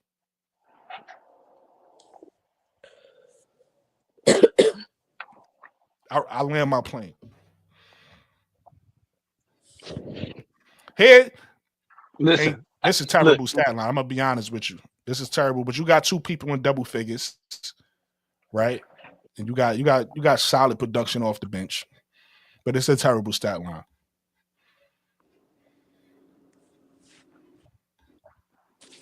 Yeah, B, I'm listening. No, I'm saying, so again, it's not that. So just so you understand, Brooklyn, it's not that you said that I wasn't listening, so I didn't know that we were talking about the playoffs. I don't know if I'm the only person on this panel who didn't realize we were just talking about the playoffs. No. Because the conversation was moving. You know what I'm saying? The conversation was moving. And so if you were talking about just the playoffs, okay, we can focus in and look at the playoffs. But that wasn't an understanding that I got because of how the conversation was going. I mentioned it multiple times, though. That's all I could say. But okay, I hear you. You ain't know. I definitely kept mentioning, and Mikachu, I didn't say to you a bunch of times, y'all, I'm talking about the playoffs. I'm talking about the 2024 playoffs. I ain't say that. When we was going back and forth about Kia Stokes, I remember that, yeah. Yeah, that's all I was talking about, literally. And the whole conversation is about Kia Stokes. We was talking about the Aces, and then we did go on a tangent between but what I'm about the Aces and what they need. Right, exactly. And I kept saying they need what? Another big. I don't know who. Somebody said they carried her, and I'm like, yeah, Asia Wilson carried the Aces. But I wasn't generally talking about just the playoffs. Yeah, I was talking about the player. I don't know. What does the you want to know how that happens though? Again, that happens when people. And again, I'm not saying in this conversation in general. What's the stat line? Yo, hold on. I'm not saying this. I'm gonna land my plane with this. I'm not saying this conversation in general. I'm saying this is what people do in arguments. Period. When people in arguments and they making a point, and instead of them listening to what the other side is saying, and they just want to be right, that's how you end up all over the place, right? Because if you pay attention again, what I was saying from the beginning is all streamlined to one thing, right? Like Mikachu just said, we was talking about the aces, and I kept saying, oh, if I was them in the draft, I'd get another big. The reason why I said I get another big is because Cheyenne Parker Tyus is pregnant. But before she was pregnant, I was the one saying, yo, they need to get a big, right? Whether it be, this is before all the trades happened. So I said, whether it be Nalissa Smith, whether it be Monique, you can go find this. This is all on the internet. This is documented. Whether it be Monique Billings, right? Whether it be one of those type players, I said, that's what they need to help Asia out because Asia didn't have help. I kept saying that shit all year long. Asia didn't have help, right? So now they finally get Cheyenne Tyus Parker. She gets pregnant. So I'm like, okay, now that she's pregnant, it's not letting me add you to the stage, B. I don't know if you can hear me. Now that Cheyenne Tyus Parker is pregnant, I'm like, oh, maybe they should go get a Sanaya Fegan. They should go get a Michaela Timpson, a Ryan Marshall. Maybe they should go get one of these players because I think it'll help them because because Asia Wilson needs help. Right, Kia Stokes ain't do shit, and Gustafson ain't do shit. When I said that, it triggered Mikachu. Oh, Kia Stokes shot hating, she injured. Blah blah blah blah. Cool, I feel you.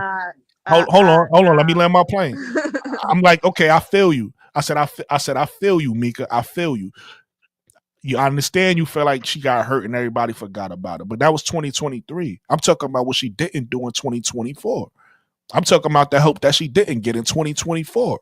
You get what I'm saying? So everything I said was streamlined to one thing, the playoffs and what Asia Wilson needs. I was talking about what they didn't do in last year's playoffs and what they need to do if they try to win next year's playoffs. It's not letting me add B Will.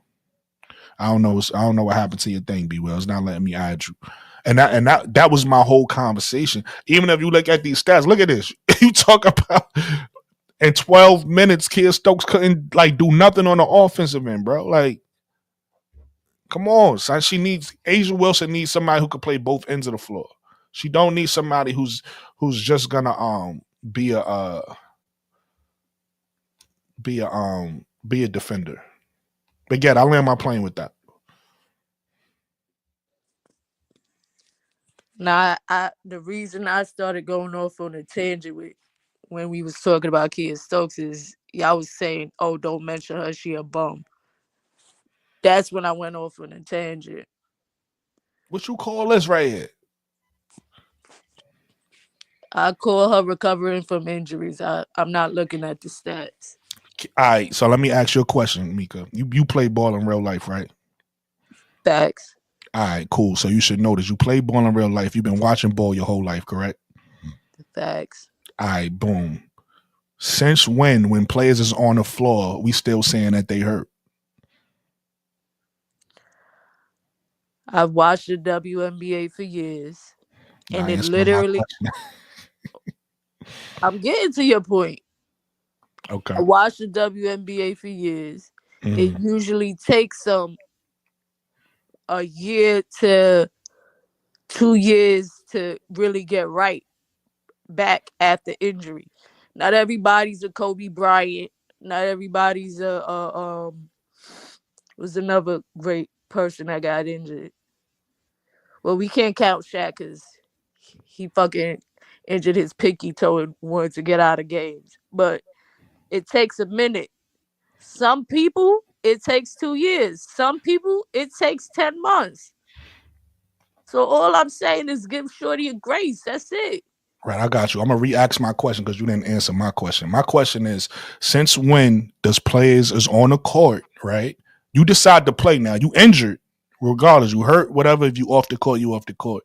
But once you decide to play and you on the floor, since when we give players excuses? If you on the floor, you on the floor, right? I still give motherfuckers grace. What you mean? All right. That's me. Okay. You played like shit. Maybe the coach should have said, "Nah, you not coming back on the court." I can't add. I don't know if you can hear me. I can't add you. It won't let me. You got to. Because that's not the players for. The players going to play whether she injured or not. You playing like ass. That's the coach trying to tell you, yeah, you should sit on the bench. You need more recovery time because you playing like ass. Okay. So I'm going to just say this, and basketball fans and any basketball fans see this, they're going to know what I'm talking about. Players get injured all the time. Sometimes players play hurt. But once you step on that floor, it's no excuses. There's no excuses. You shouldn't, if you wasn't ready to play, you shouldn't have stepped on the court. That's period. Right? And anybody who balls or watch balls or no ball knows that. Pause. So again, I'm not sitting here. I don't know what level of Kia Stokes was healthy or unhealthy. All I know is she was on the floor and she did nothing. That's all I know. I can't sit here and gauge how injured or uninjured she was. Did she injure herself in 2023 in the playoffs? She did. But then she recovered and she came back. You get judged when you on the floor of what you do. That's basketball. That's sports. You get judged based off your production. She didn't do anything. Period. Now, again, Kia Stokes ain't even good enough for us to have a whole conversation about her. She not even. Ain't nobody bringing up no other topics. I just brought it back up. she I like, did. I was bringing up something different. Like we should not be spending a lot of time on trash. You was acting like me for a hot minute. Stop it. No, hey, because y'all was going on. Brooklyn won. I don't know how it got right back to the Aces. Because Brooklyn wanted to prove a point. He pulled up his stats, and then he went back to it. But one thing I get annoyed with people in general, this got nothing to do with today. I'm just talking about in general how people are.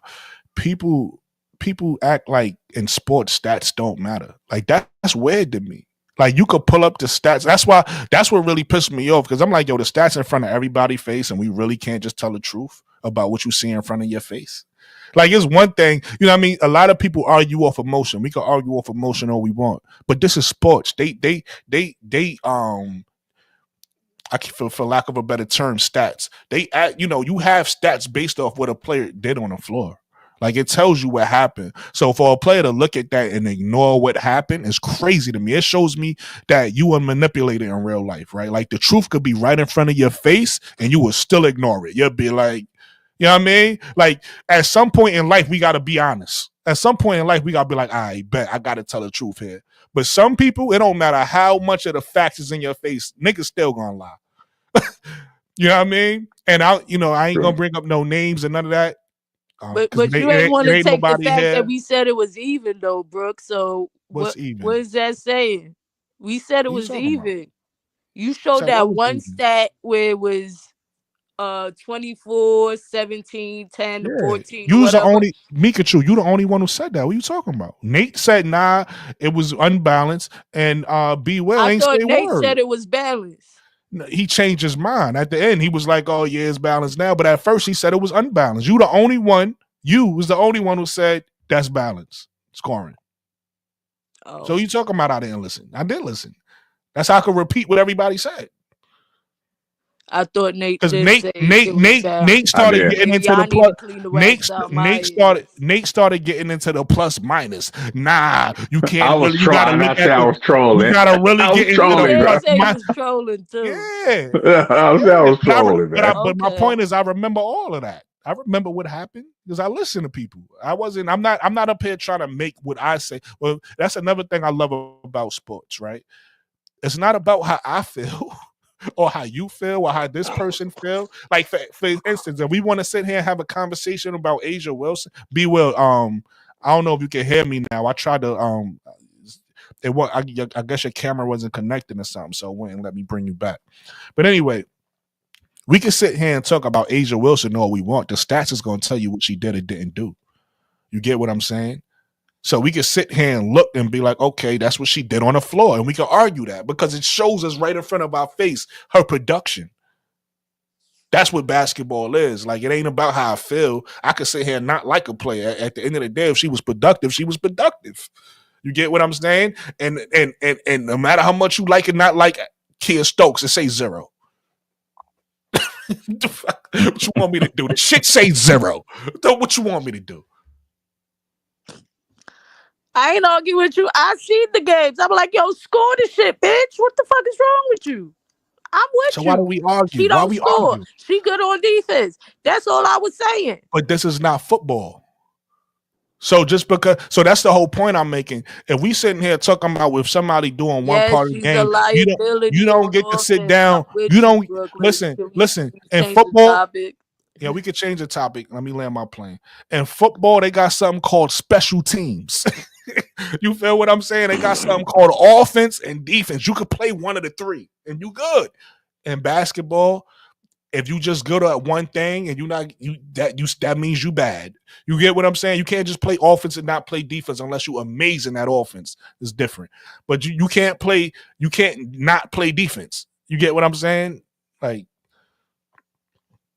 but anyway, listen, that I'm done, man. If y'all got another topic, we could get into it. But that's all our topics for the day. That's all our topics for the day.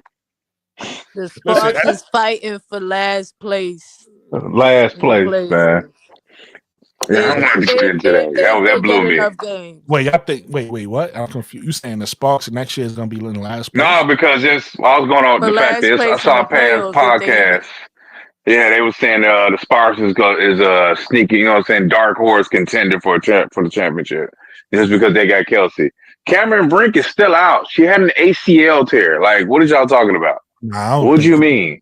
I think they got a little bit of work to do before we can start talking about Sparks and the championship. Yeah, that's what we were saying. Like, I was saying how, you know what I'm saying, I know you was looking stuff up, how, you know what I'm saying, the hypocrisy that on these podcasts, they, you know what I'm saying, they want to down the Sky for trading the third pick, saying it's not the same thing as the Sparks trading the second pick, which is crazy to me. It's not the same thing. They in different realms or whatever. How?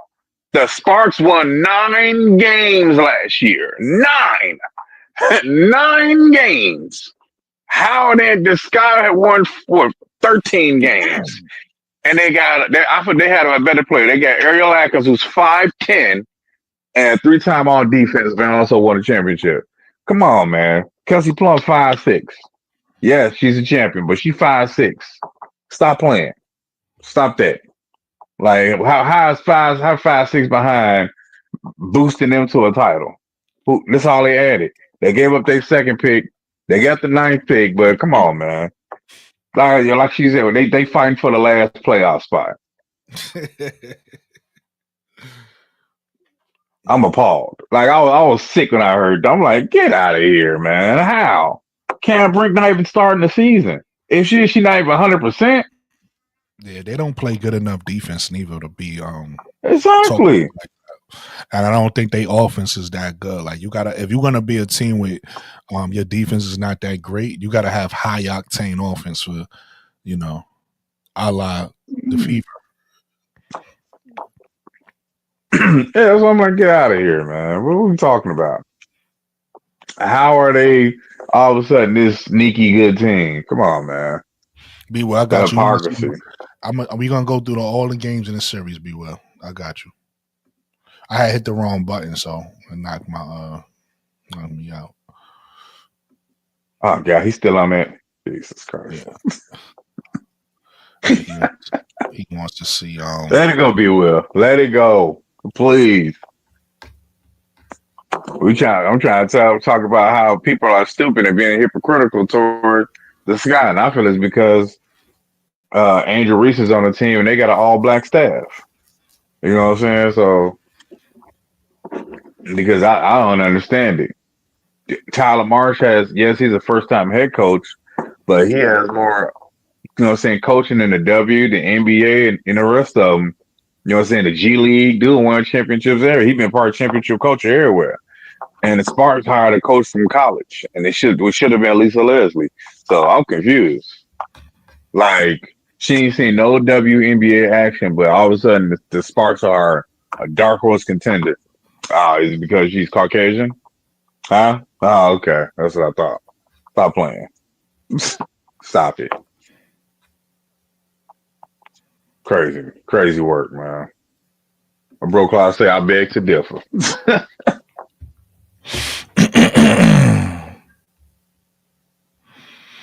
Cowboy Coleon says getting ready for the draft tomorrow.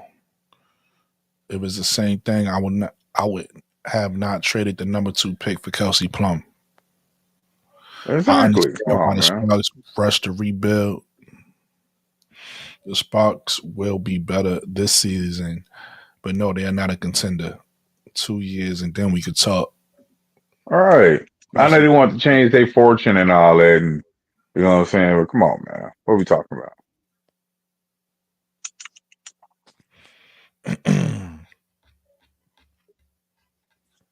All right, I got you, B Will.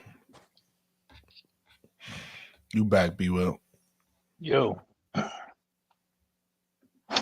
Yeah, your camera or something wasn't connecting or something, so I couldn't bring you up. Yeah, man, my wife around this time like my Wi-Fi recycles or whatever it is, so I just switched back to my I'm on my cell phone anyway, so I just switched back to my cell phone. All right, so this is game 1, B Will. I'm gonna go through this quick. See these numbers? Oh, you don't have to. I was in the on YouTube while I was waiting. I was on YouTube, so I was listening to what y'all was saying. Nah, we here now though. We here now. I'm going to go this quick because I already got it up. This is game 1. All right, so y'all see the numbers. This is a game they lost. Right, but Asia got 21. Kelsey Plum got 24. Jackie Young got 17. Kia Stokes got 0. Yeah. Right, Megan Gustafson ain't playing because she got hurt, I guess, a series before. This is game 2.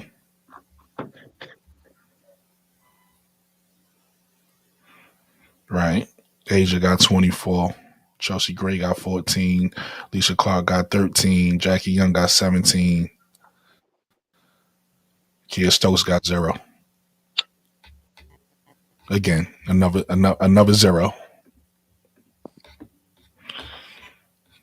Let's go to game 3.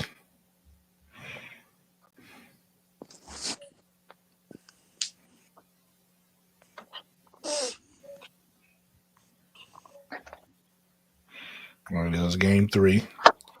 Kelsey Plum got 20. Asia got 19. Chelsea Gray got 10. Jackie Young got 24. Megan Gustafson played this game. She got 0. Kia Stokes ain't even played this game. So far, this is game 3, and the total number that Kia Stokes and Meganson got all together is 0. 100% agree. If you add up all 8 points so far by game 3, is 0. And this is game 4. Was they swept? They wasn't swept. It was more than 4 games, right? I only see 4 games right now, but anyway, we get to that in a second. It was 3-1, I think. Kelsey Plum has 17. Asia had 19. Then the rest of the players ain't getting double digits. You got Tiffany Hayes Tip here with 11. Megan Gustafson got 2. So far in 4 games, if you add up all the Kia Stokes numbers and all the Megan Gustafson numbers, they got 2 points all together. Let me see. 1, 2, 3, 4. They only showing me game 1, game 2, game 3, game 4. I don't know where the rest of the games is at. I think they got beat 3-1.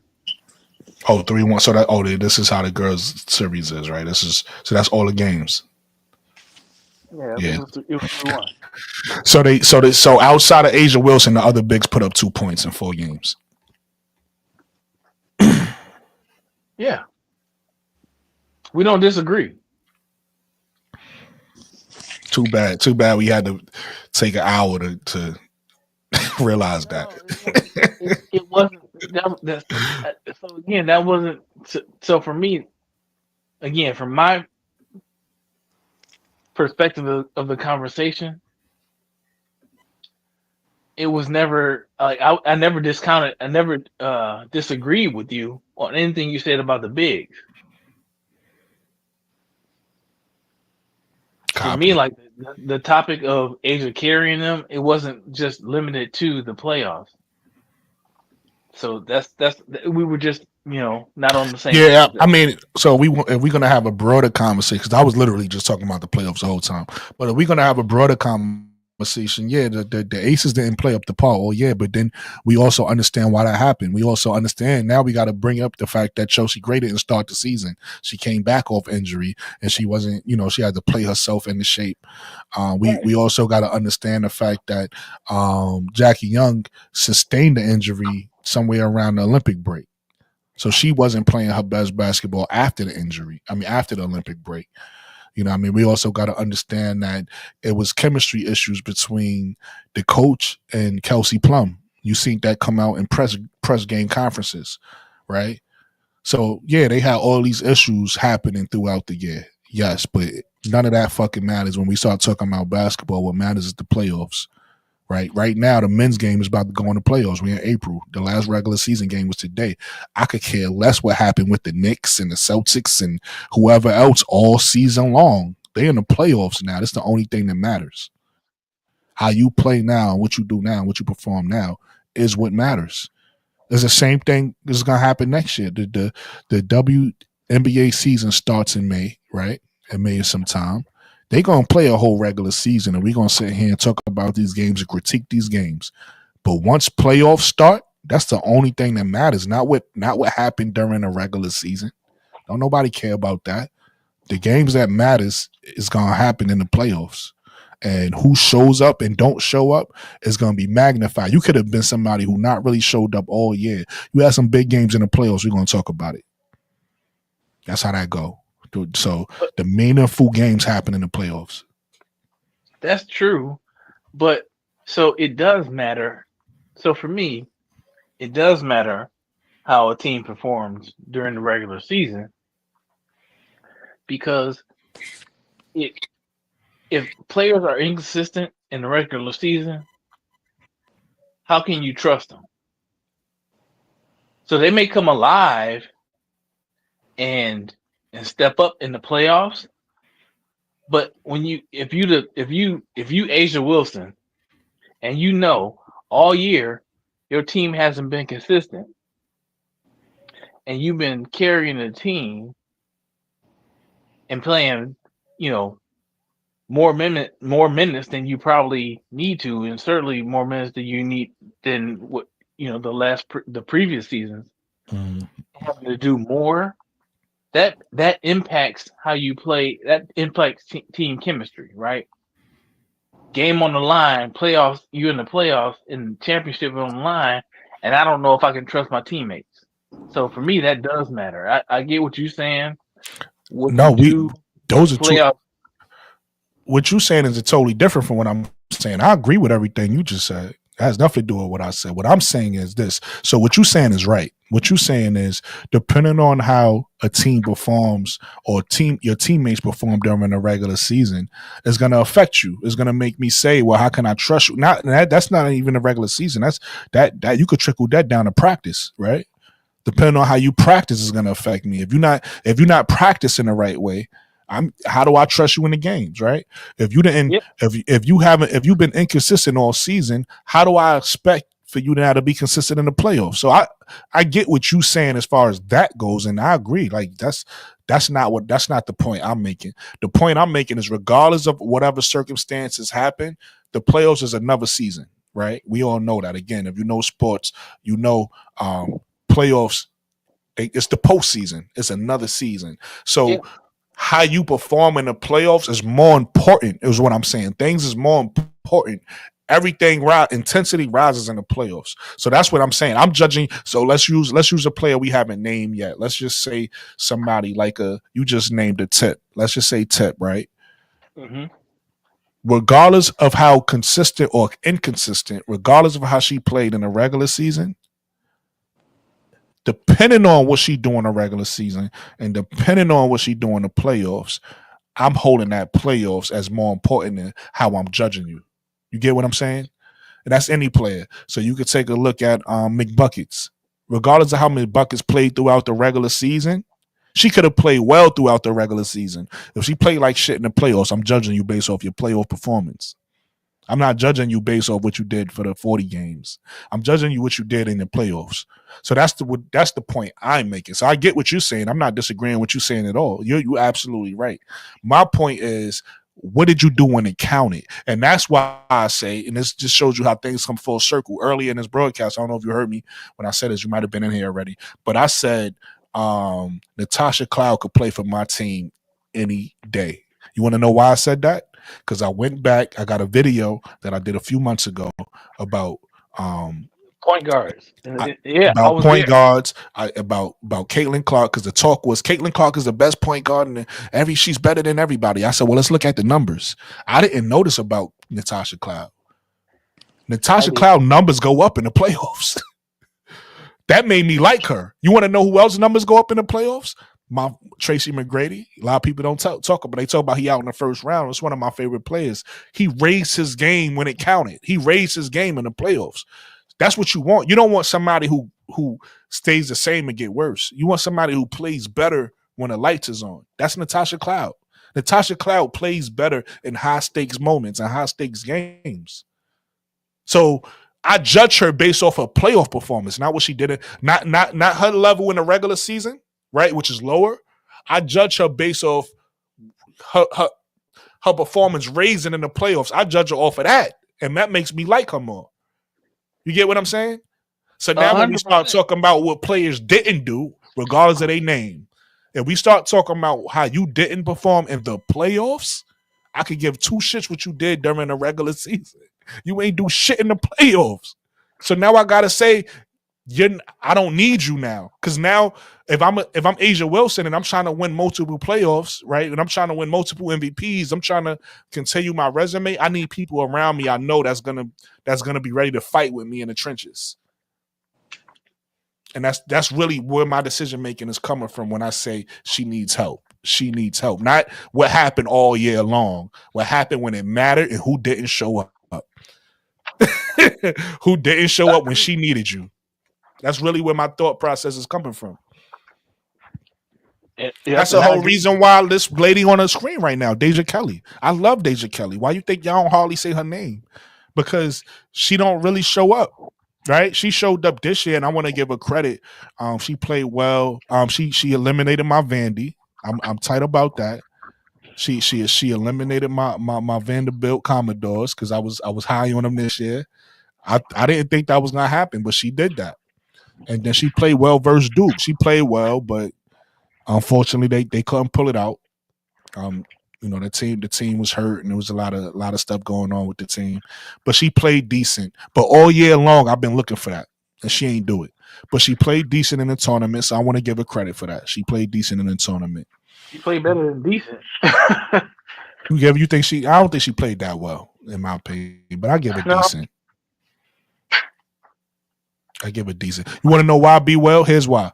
Because. All right, so we got to go all the way back to UNC. She got, in South Carolina, so we understand, but she got eliminated. Raven Johnson had her looking bad out there, right? It is what it is, right? Raven Johnson have a lot of people looking bad. She goes to Oregon, and she doesn't really do anything all season long. So I wasn't expecting nothing from her. I was actually surprised they made it to the tournament. So when she makes it to the tournament, I wasn't expecting much from her, but I think she had a 20-point game, if I'm not mistaken. Again, I got to bring up the numbers. I don't remember. I think she had two. Yeah, I was about to say, I think she had two 20-point games. So she had the one where she beat Vandy, the one she lost versus Duke. The reason why I'm a little disappointed is because one, I think she a fifth-year senior, right? Yeah. If I'm not mistaken, she a fifth-year senior. At this point, you should develop, and that's why and this is why her name is so low in the draft, if she even get drafted. At this point, you should have something develop where they can't just take away your one go-to play, which is the mid-range shot. She's a beast in the mid-range. She's a problem. She has a really good mid-range shot. The problem is that's all she has. So when teams say, we're going to stop Deja Kelly, they just take away her mid-range shot, and she can't do nothing else. And that's the part that I'm a little disappointed in her with B Well, because when I look at that game, she could have won that game if she had 2 moves. All she needed was 2 moves, B Well. They take away your mid range. All you have to do is now hit them with a floater. The reason why they take away your mid range is you got to stop and pop. Right? You got to stop and pop. Mm-hmm. Well, they can't stop. Your floater ain't a stop and pop. They can't take that away. So that's one. And then the other thing is a dribble fade. You know the Kobe fadeaway shot? If she would have had a little midi and she could just fade, they can't stop that shot because it's too quick. So those are 2 things she could have did that she could have added to her game that she don't have. And that's why it's easy to stop her, because once you take that midi, she can't do nothing else. She's not fast enough to blow past, because the third thing she could have did was just blow past the defense to the rim. She's not fast enough to do that. But if she blow past the defense, what then now happens is the defense collapses. She could just dish it off to the big or make the layup, get fouled, whatever. She don't have that in her bag. So now the fact that she don't have also a floater or a fadeaway midi, she's easy to stop. And that was a little disappointing because I like Deja Kelly, and I think she got a really good game. I think she's a good point guard. Like I said, she got a consistent mid-range shot, but it's easy to stop. If a team lock in and say, we're taking your midi away, she's taking out the game. And that's what happened versus Duke. So that's why I can't say she played so great, because she was kind of, once they decided we stopping you, even though she got her points, and she really got her points because nobody else on her team could score. She was really, and that's where I'm giving her credit at, because she did hold her team down as a leader. But once it was time to shut her water off, the faucet was cut. She ain't have a go-to, like a secondary option or whatever the case may be.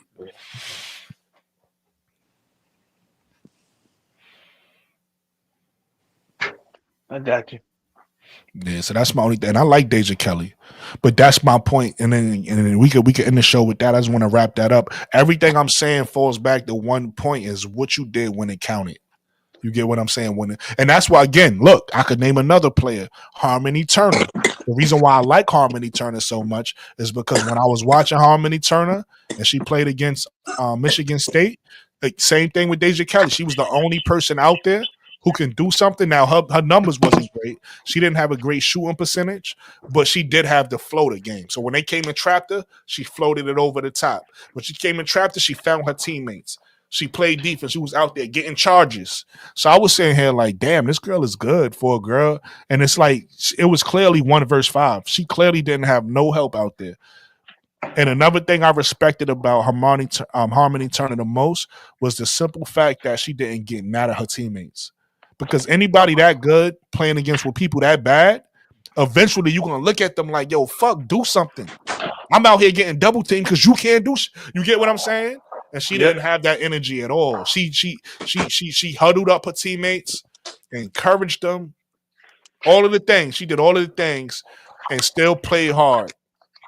And I respected that. I was like, okay, this girl is good. She just needs to be with some better players. So I land my plane with that. That's a leader. That's a leader. And that's why I hope Chicago do draft her, but I don't think it's going to happen because she played at Harvard. So I think she's going to fall somewhere in the second round, maybe third. We'll see. But she deserved to go in the first round. She deserved to go in the first round. She's really good. She's going to be good on the next level. I think so too. Yeah. Harmony Turner is just itching for a chance. That's all she's doing. She's hungry. Facts. She itching for a chance to show people, because she didn't hurt it all. She didn't hurt everything. She didn't hurt all. Oh, she's good, but she's playing against weaker competition. She's hurt it all. She just itching for opportunity to show. Look, she like says to the entertainer. She on that wish cream. She on that wish cream though. I wish a nigga would. You know what I mean? She just waiting to show y'all. Like, y'all thought I was. Y'all didn't know I was for real. Y'all thought I was, a big fish in a little pond. No, I'm a big fish everywhere. That's what you're waiting on. I can't wait to see it. Like we said at the same time.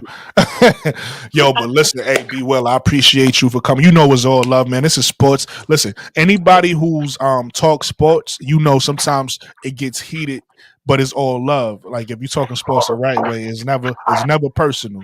You get what I'm saying? So, hey, I appreciate you coming on the panel, Be Will. You know you're always welcome. Shout out to my co-host Mikachu. Shout out to my co-host Nate. This is the WNBA Weekly Report. We gave our mock drafts. In this one, we gonna see who got the closest. We should have put a wager on it. We should have put a little friendly bet. But we're gonna see who got the closest tomorrow. Hopefully everybody had a good weekend. And everybody, hopefully everybody have a blessed night. My name is Brooklyn 80s, baby. And I'm gonna holler at you guys on the next one. Peace out.